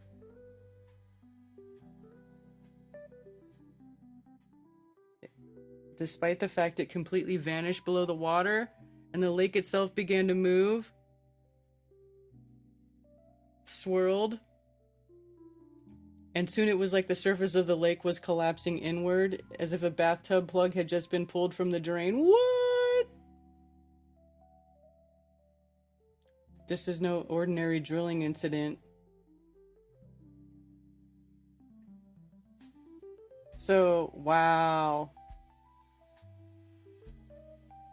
11 supply barges moored nearby were pulled in one by one into the spiraling whirlpool. Wow.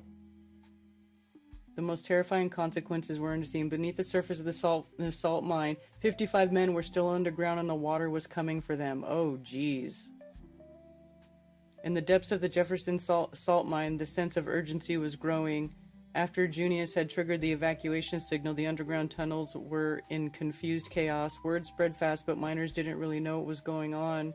The 1,500-foot level of the mine where most men were working was nearly 1/4 mile below the surface. And down there, conveyor belts carried salt, equipment was loud, and trucks continued moving. The phone lines went dead shortly after, and the first of the water arrived. It started as a trickle at first, streaming down the walls and pulling at their feet, but then less than a minute was a full-blown torrent of dark, rapidly rising water. Oh my gosh. I mean, the hoist operator lowered the cage, but there was no telling how long they had before the tunnels had completely collapsed. Meanwhile, back on the 1,500-foot level, Foreman Earl Dundas realized just how dire the situation was. He and a handful of men raced against the rising flood, yelling to their co-workers to drop everything, because salt mines, for all their size and depth, were incredibly fragile once compromised. Right? And water is what? Soluble in or salt is soluble in water. Salt dissolves in water. This meant the pillars that supported the mine were already crumbling, and more of the lake poured in. The mine was literally melting from the inside out. Oh my gosh. The only way out was the elevator shaft, and everyone knew it. So in the darkness, boots splashed through knee-high water. Men gripped each other's arms. How frightening to keep from falling as they navigated through the collapsing tunnels. The deafening roar of rushing water filled the mine, drowning out shouted. The elevator cage arrived at the 1,300-foot level where everybody was waiting, and they crammed inside, dripping wet, shaking before signaling to the operator to bring them up. The metal cage then lurched upward, carrying them toward the surface as the lower levels began to vanish beneath them, but there were still dozens of men below and time was running out. On the 1,500-foot level, Earl and his crew reached the base of the elevator, only to find a small group still running towards them as they ascended. Oh my gosh. These were the final handful of men who had been working deeper in the tunnels. Instead of leaving them behind, Earl made the split-second decision to turn back and guide them through the rising waters. Above them as well, the hoist operator waited for a final load as the shaft moved, salt debris raining down. Hold on. As the shaft trembled, salt and debris rained down from the collapsing ceiling. How scary. Finally, the last group of miners reached the cage. Earl was the last to step inside and slammed the metal gate shut behind him. The elevator shaft then jerked violently as it made its final ascent. The water had almost reached them, and by the time the cage was halfway up, the 1,500-foot level had completely disappeared, swallowed by the lake. And the final group of miners stepped into the solid ground, drenched and grasping for breath. Hoist operator cut the power to the mine because there was nothing left to save below. Back above ground, Lake Pinier was no longer a lake. It was a swirling vortex pulling in everything in its path. What had begun as a small whirlpool above the sunken Texaco drilling rig had now grown to monstrous proportions. Wow. Dragging in anything near the shoreline. But even a tugboat with its engines at full throttle fought desperately to resist the pull, but it was no match for the force of the draining lake. It was dragged back into the vortex and vanished with its crew escaping to safety just in time. How? How did they escape? How did they escape if the tugboat is going down the drain? They're not going to swim out if the tugboat can't get out. How did they get out? No match for the draining lake. Dragged back into the vortex and vanished with its crew, escaping to safety just in time. How did they escape to safety? Along the shoreline, even entire sections of Jefferson Island crumbled and were pulled into the growing sinkhole. Trees also tipped over, exposing the roots for only seconds before vanishing into the swirling water. In total, 65 acres of land disappeared. What?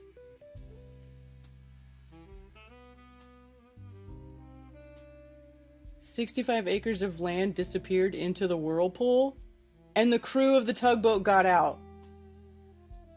I'm confused. The destruction was unlike anything people on shore had ever seen. As the mine continued to collapse beneath the lake, trapped air from the caverns was also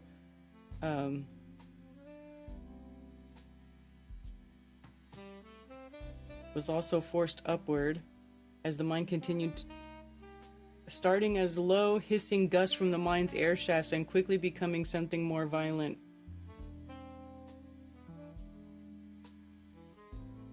A geyser erupted, shooting a column of water and debris 400 feet into the air. Rattled windows miles away, and as you might imagine, witnesses could do nothing but watch as everything around them was pulled into the earth. But even after Lake Pinier had all but vanished, the disaster was far from over as the Gulf of Mexico soon came rushing in. Get out! Does anybody else find... Did someone throw him a rope? That's what I'm saying.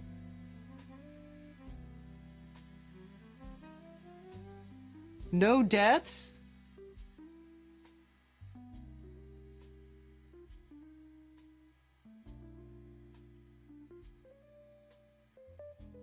For as long as anyone could remember, the nearby canal flowed in a single direction, which was out of Lake Pinier southward toward Vermilion Bay, where it emptied into the Gulf of Mexico.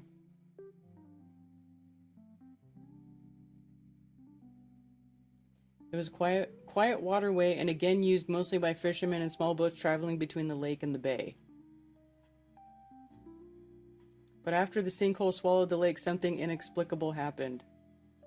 The current first stopped and then began moving the opposite direction. Without warning, the canal reversed course. Instead of flowing outward, it began rushing backward, funneling millions of gallons of salt water from the Gulf straight into the lake bed. And with so much water pouring in at once, the sudden reversal of the canal created an extraordinary sight. In the middle of what used to be the lake, a raging waterfall 50 feet had formed. And for 2 days, the waterfall continued, sending billions of gallons of seawater flooding into the space where Lake Pinier used to be. By the time the flow stabilized, the lake had been changed forever. After the sinkhole formed and the Gulf of Mexico came rushing in, everything was different. The lake was now 200 feet deep and claimed the title of the deepest in Louisiana. Its once fresh waters were now salt water, permanently altering the ecosystem, and fish populations and plant life were devastated. Although the lake refilled, it was not the same place it had been before November 20th, 1980. The event physically changed the landscape forever. Stranger... Wow! The surface of the lake was eerily calm again. The whirlpool had disappeared and the land stopped collapsing and the geyser had gone silent. Dude, that's wild. That's wild.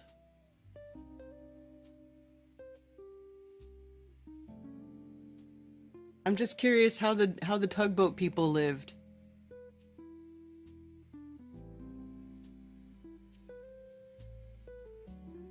Hey, Valley Parks.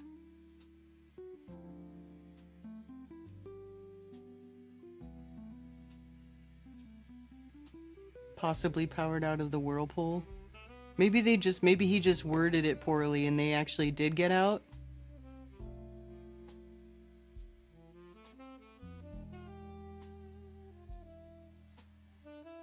What a nightmare. Yeah, exactly. Janet said that she recalls this occurrence and has a friend that lived on the disappearing lake once was. Or lived where it was.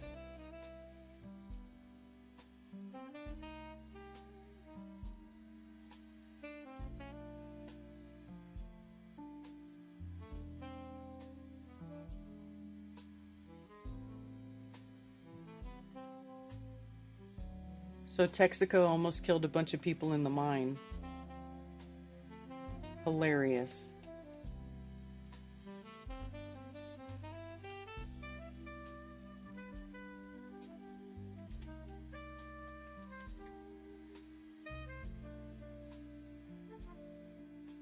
Well, the lake is still there.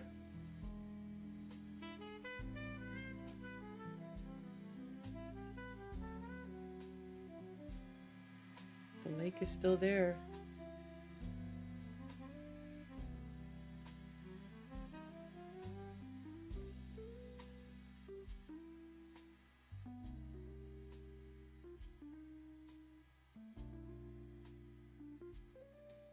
How did I lose it already?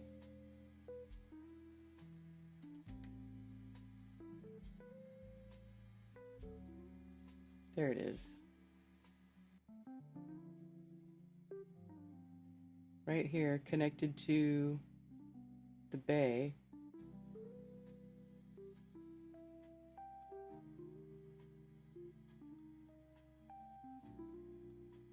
I wonder if it has the barges down in there still. Are these barges or what's this? Interesting.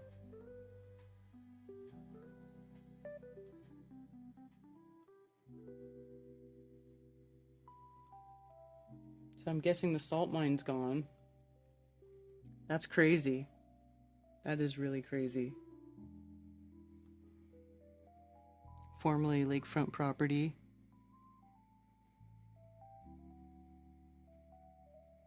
I'm gonna need them to tell me a little more about the guys escaping just in time. I know. I know. I feel like they did not explain that properly. Where did all the water from Lake Lure go?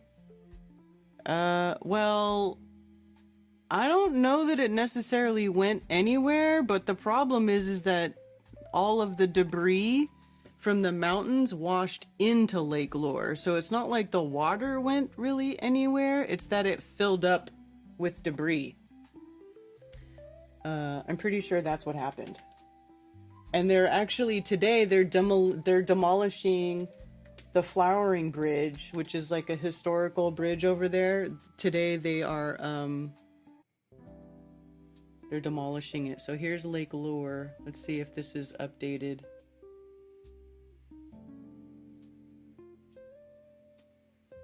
Kind of. I mean, you can see where a lot of stuff got washed out here. But there's like a famous bridge that they're having to demolish because it's got so damaged by, here, the Flowering Bridge right here. This one is getting demolished today. This bridge right here. Yeah, see, they updated the maps now to see all the garbage.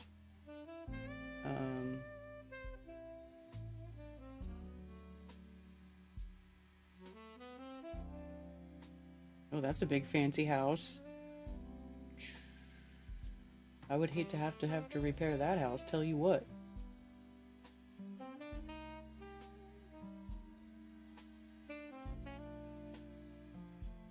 So these are all old pictures, pre-Helene pictures.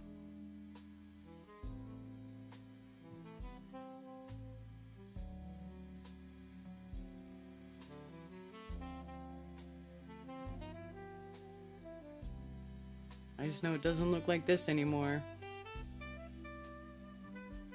So I know they were I don't know if they're dredging stuff out of Lake Lure. I think it's still mostly there, but yeah, I know it filled up with a lot of debris.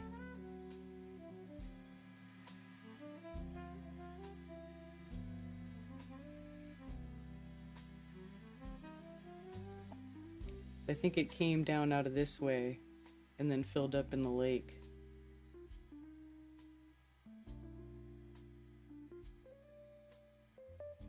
Oh no, maybe this way? I don't know. Watch geomodels and you'll figure it out. But it's definitely not the same as it used to be. I actually haven't driven over here. Should take a drive and see. Look at all that yuckiness in the lake right there. Which one? Where was the bridge? Or not the bridge, but the beach area that we went to that one time? Pretty sure that whole place has got wiped out. I forget what it was called.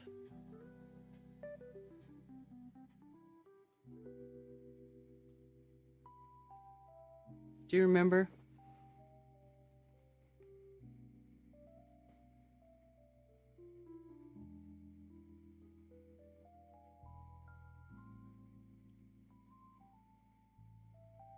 The Gulf is an old mine. Where did you get that idea from, Jason Talbot? Lake Lure makes my heart hurt. Looking at it since Helene's visit looks like giant mud puddle now. Yeah.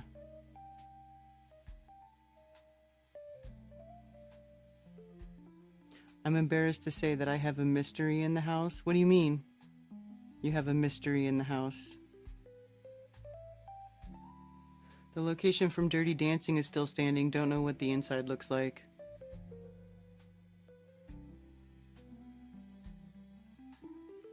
Bet you could swim that whole lake in 5 minutes. Well, not in the previous state it was. Maybe now. Am I buffering?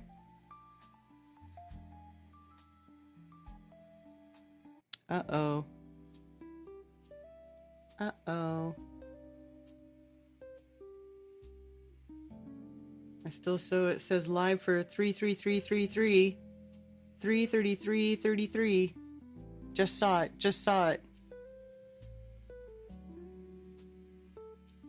Across from the Dirty Dancing location.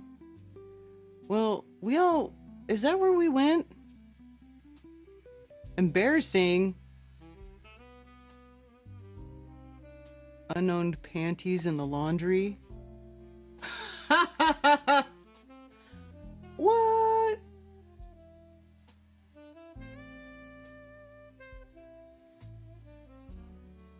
What's the Dirty Dancing location? Is it the lodge?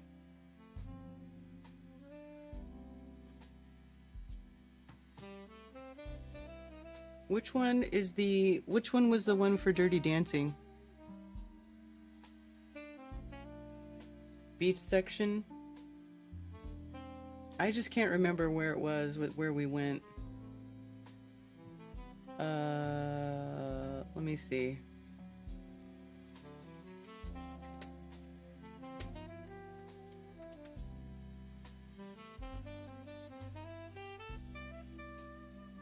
Lake Lure Beach and Water Park.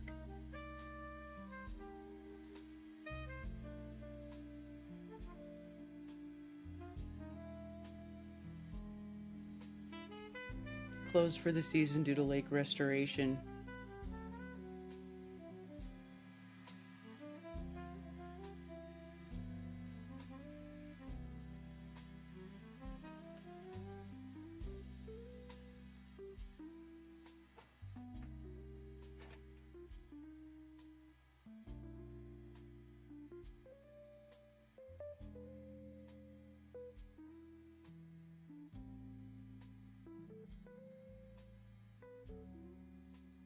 over here.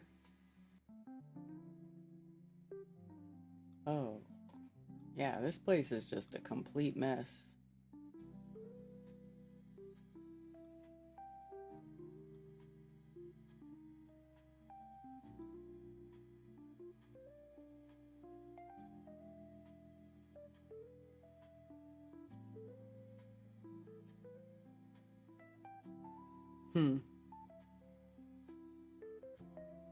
There's also a Bigfoot festival this weekend. There's a Bigfoot festival this weekend that I think I'm going to go to with Crumb, and if I can get Ted to go, Ted too. Whose panties?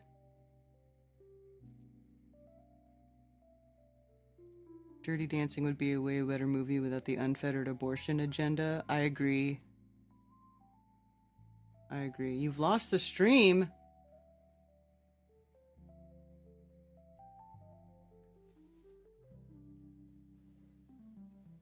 Can you provide a description of the unowned panty? Oh my gosh.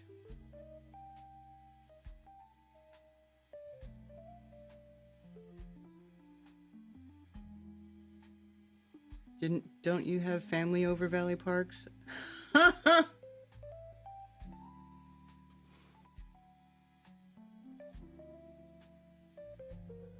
right in there. Yeah. You can't even see it on Google Maps anymore. You don't even see the beach. Yeah, it's totally toast.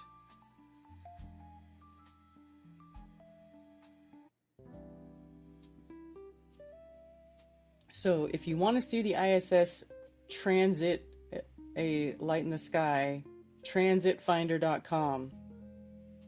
If in the future I start stressing out like I can't find that website again, you guys got to remind me that it's transit-finder.com. I would like to try to record this Hubble going in front of the moon at what time? 23:27, so it's like at 11:30 at night on Wednesday, right? More information.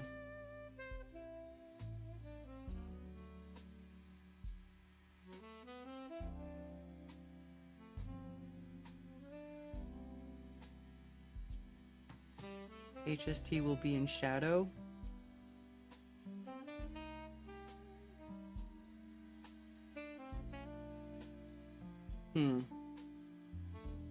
Is that what that says? At 23:27:57. So basically right before 11:30 on Wednesday night. God, I have to stay up late to do it. I'd rather do an early morning one. I'd rather do it early in the morning.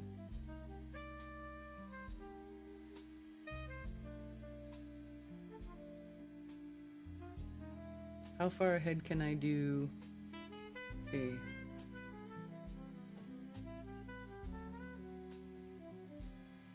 Yeah, that's it. They really don't give you a lot of time.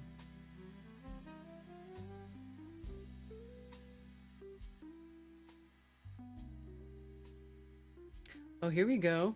A sun transit of the Tiangong. Tiangong! Hey, we should try to catch this. Tiangong's gonna transit the sun. I got the ISS transiting the sun, and this is the China space station transiting. Looks like it'll be the Friday, October 3rd. I would have to double check that as it gets closer. That'd be interesting to see. What shape is that thing supposed to be? Tiangong.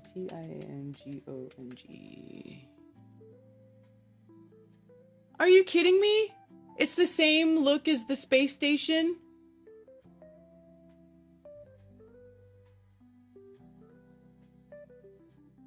It looks the exact same as the space station. You mean to tell me that they made a space station 20-something years after the United States did and it looks exactly the same? So if I record this transiting the sun, how am I supposed to tell the difference between this and the space station and whatever thing that they've got up there?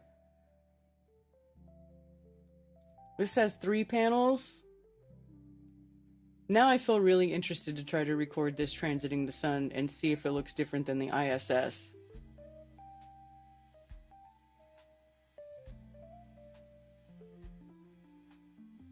What is this? Them making their...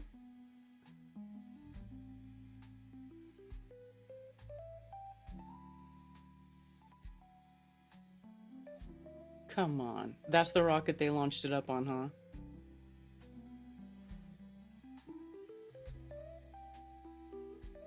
Long March 5B launching the Winchian Lab cabin module July 22nd, July 2022. Hey, look, there they are in space, putting it together. Right. Right.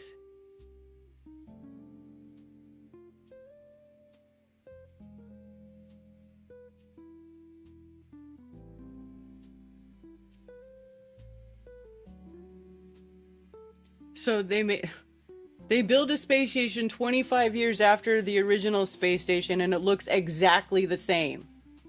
They didn't make any changes or improvements. There's nothing they could have changed or improved upon in 20-something years, really. They just make a carbon copy of the International Space Station. This is a joke. This is a total joke.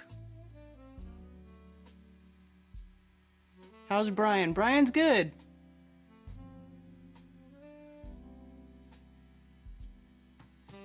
Brian's doing good. He's working his butt off.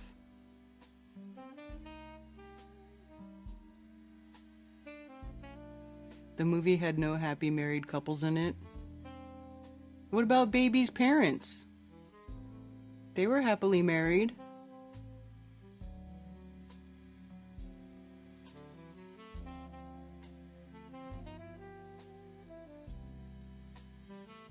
Hopefully no skid marks. Oh my god.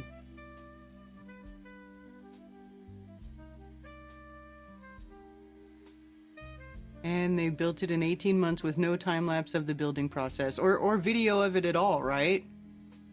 It's just like, surprise! Space station!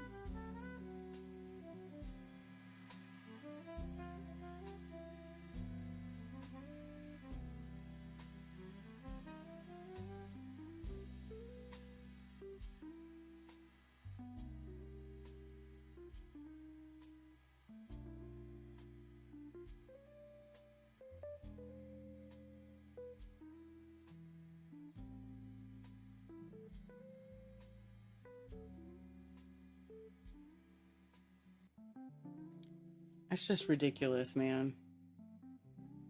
Now I feel motivated to go try to record the transit of this Chang'e thing.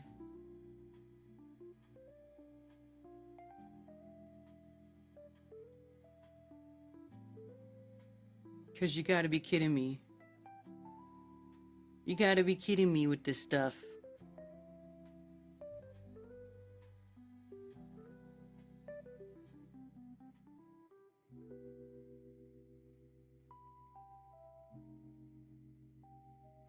So, well, 2 weeks are approximate. Let me set a reminder. Okay, you guys are here. I'm setting a reminder for myself right now. I really want to record this transit. So let's see, October. This is supposed to happen on the 3rd and the 2nd. So let me set a reminder. I'll set a reminder for the 1st. October 1st, which is Brian's birthday. Chang'e transit of the sun. Starts October 2nd, ends October 3rd.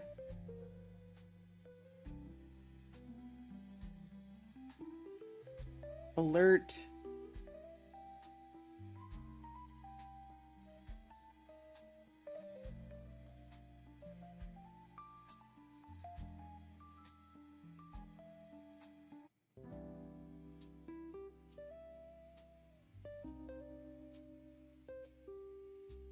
Alert a day before, second alert, 2 hours before. And then notes. 10 to, I'll put 9:06 a.m.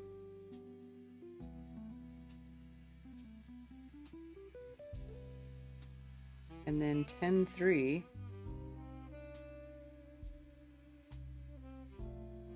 at 8:08 a.m. Okay, reminder added.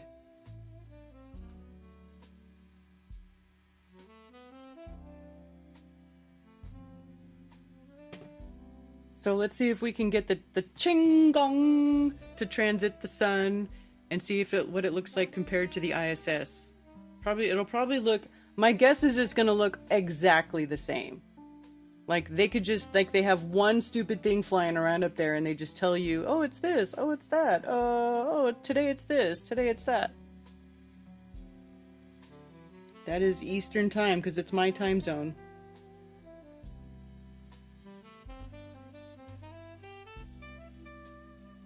It's 4:20 somewhere, oh my goodness.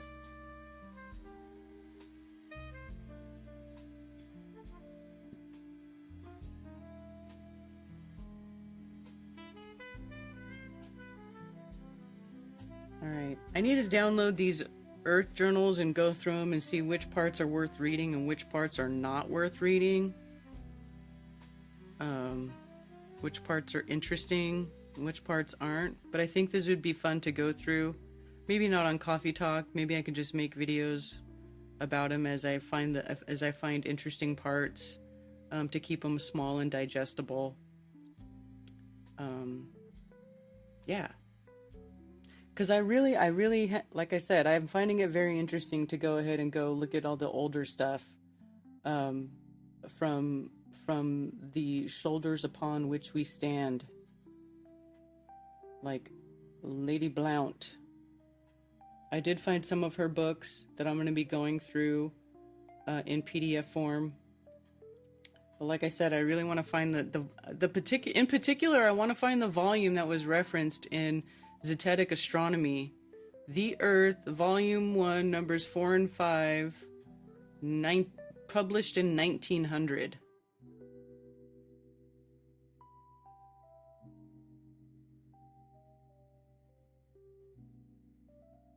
So anyway, I've been finding some pretty cool old documents that talk about Earth.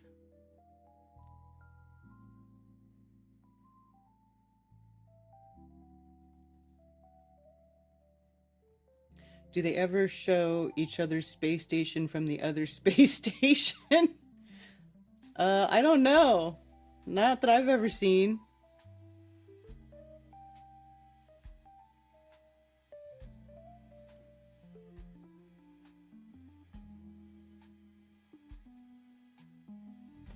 Not that I've ever seen. Oh, you know what? Too? Check this out.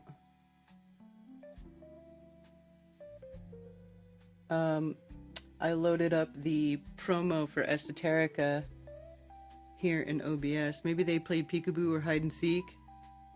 You guys, Esoterica, October 17th, 18th, and 19th. We're going to have lots of people there. Lots of fun stuff. It's going to be a blast. It's going to be like a festival of esoteric knowledge and fun and music and food and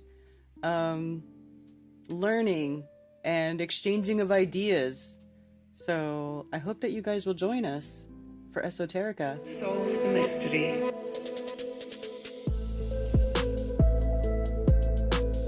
Esoterica, Music and Art Festival. Decode the mysteries of the occult. October 17th, 18th and 19th, 2025. Happening in Spartanburg, South Carolina at the Music Camp.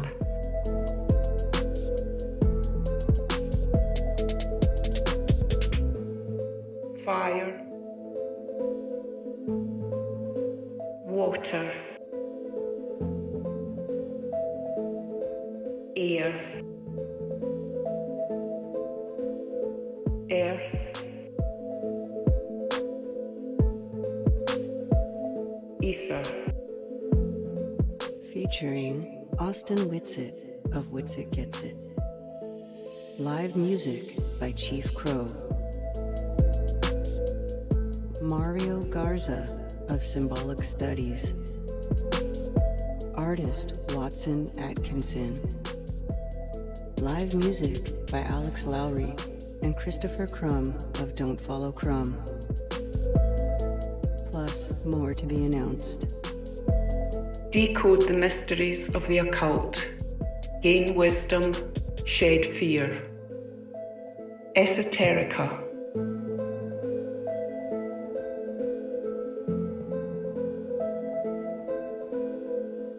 Go to esoterica.world for tickets and for more information.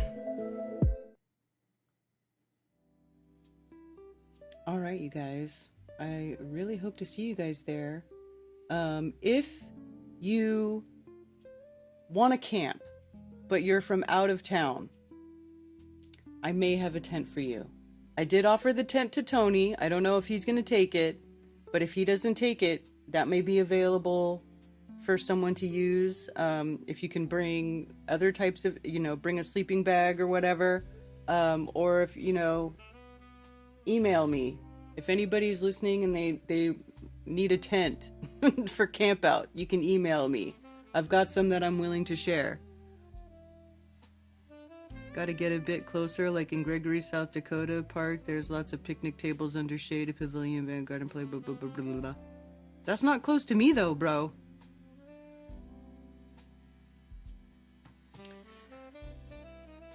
But I'm not against it. It's just not happening this year. I may have a tent to lend also. Yeah. So, have tents. We'll camp. We're going to have a blast, you guys. There's tons of places to have a fire pit. I really need to get out there and take some new video of the property, and so I can show you guys. But there's lots of stages, lots of powered stages. There's big pavilions. There will be lots of amenities, lots of places to have fire pits and drum circles, and lots of big open field space too, where we're going to have some stuff for like, you'll see. There's going to be all kinds of cool stuff. Anyway, Karen, I'm pretty sure there are sleeping bags. Okay, we probably have some sleeping bags too. So if somebody wants to come from out of town, you can get a camping ticket, and if you contact us, maybe we can hook you up with a tent.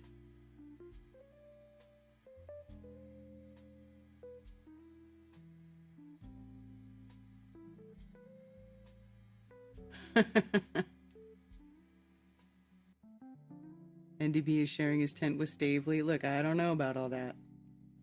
Do we need to bring our own firewood? No. Actually, the camp they have all of these little covered firewood things set up in different places around there. So I don't think you don't need to bring your own firewood. Also, I could bring firewood too from my property. I have tons. I have tons of firewood. So we'll have all that going. We're also going to be doing karaoke, all kinds of good stuff.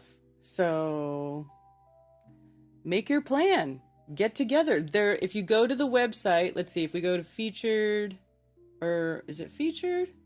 Or is it festival info? Featured, showing you some of the people that are going to be there. Then you can go to festival info, and then it has a bunch of detailed information about where the event is going to be, the music camp. It's got a map. You can print this map out. I've printed it out myself to see how it prints. It prints very well, so you can print this map and keep it. And it gives you all the different, all the information here. Oh, here we go. And at the bottom, you can join a Telegram group. You can follow us on Twitter, and there is a Facebook group. Oh, there's no link to the Facebook group. Nathan, you got to send me the link to the Facebook group so that I can add the link on the website. Holy smokes, I didn't realize that didn't link to the Facebook group. But it does link to the Telegram group, where if you want to do carpool or find out, do a group camping with somebody else, you want to get other campers together, so you don't have to be a single camper, you could do that too. And then Twitter also will be posting updates as we go along. If you're on X or Twitter and Facebook, I don't know. We're gonna have to find I don't know what the link is to the Facebook group. Super late. Hi, Sirius B. Yes, you are super late today. I'm about to end the stream. I'm so sorry. But I hope you have a wonderful day. Justin will make sure all the fires stay burning. Ted's like that too. And Ted is a lumberjack, yes. Ted was sawing all kinds of wood like all weekend. I watch a lighter Survivor Man and I'll be fine with my hybrid car rental.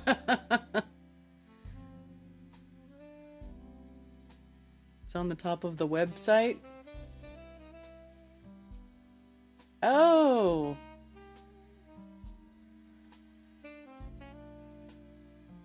Oh, look at this. Confirm your identity with the video selfie. Yeah, this is why I'm not doing Facebook. Like, dude, my pictures already... I have like 30,000 videos of myself on Facebook. It's like, confirm your identity. Yeah, screw you. Anyway, so there you go. There's all that stuff on the website. Oh yeah, there'll be plenty. Cause like I said, the camp has these big piles of firewood that they keep in there all the time. Cause it's 55 acres. They have lots of trees. A lot of trees fell down during Hurricane Helene. They have since been milling the lumber from Hurricane Helene, believe it or not, and using that lumber to build more infrastructure on the property. So it might even be better than it was before Helene. So that's funny. So that'll be awesome. Probably we're gonna yes, we'll have a great time. All right, you guys, thank you all for hanging out with me for another episode of Coffee Talk on this fine Moonday. It is 1:30 and I'm half an hour past my calorie consuming time and I need to go stuff my face. All right, you guys. See you later. Have a wonderful day. Peace. You can send physical mail to P.O. Box 10, Earl, North Carolina 28038. You can also follow me on Ko-Fi.com, and if you enjoy my shows and want to send me a tip, anything and everything is greatly appreciated, and thank you.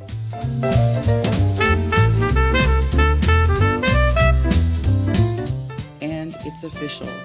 Flat Earth Festivals has been retired. It was great fun while it lasted, and I hope you all cherish the memories we made at Flattoberfest as much as I do, and it was a pleasure to watch so many online friendships become in real life friendships over the years. Thank you so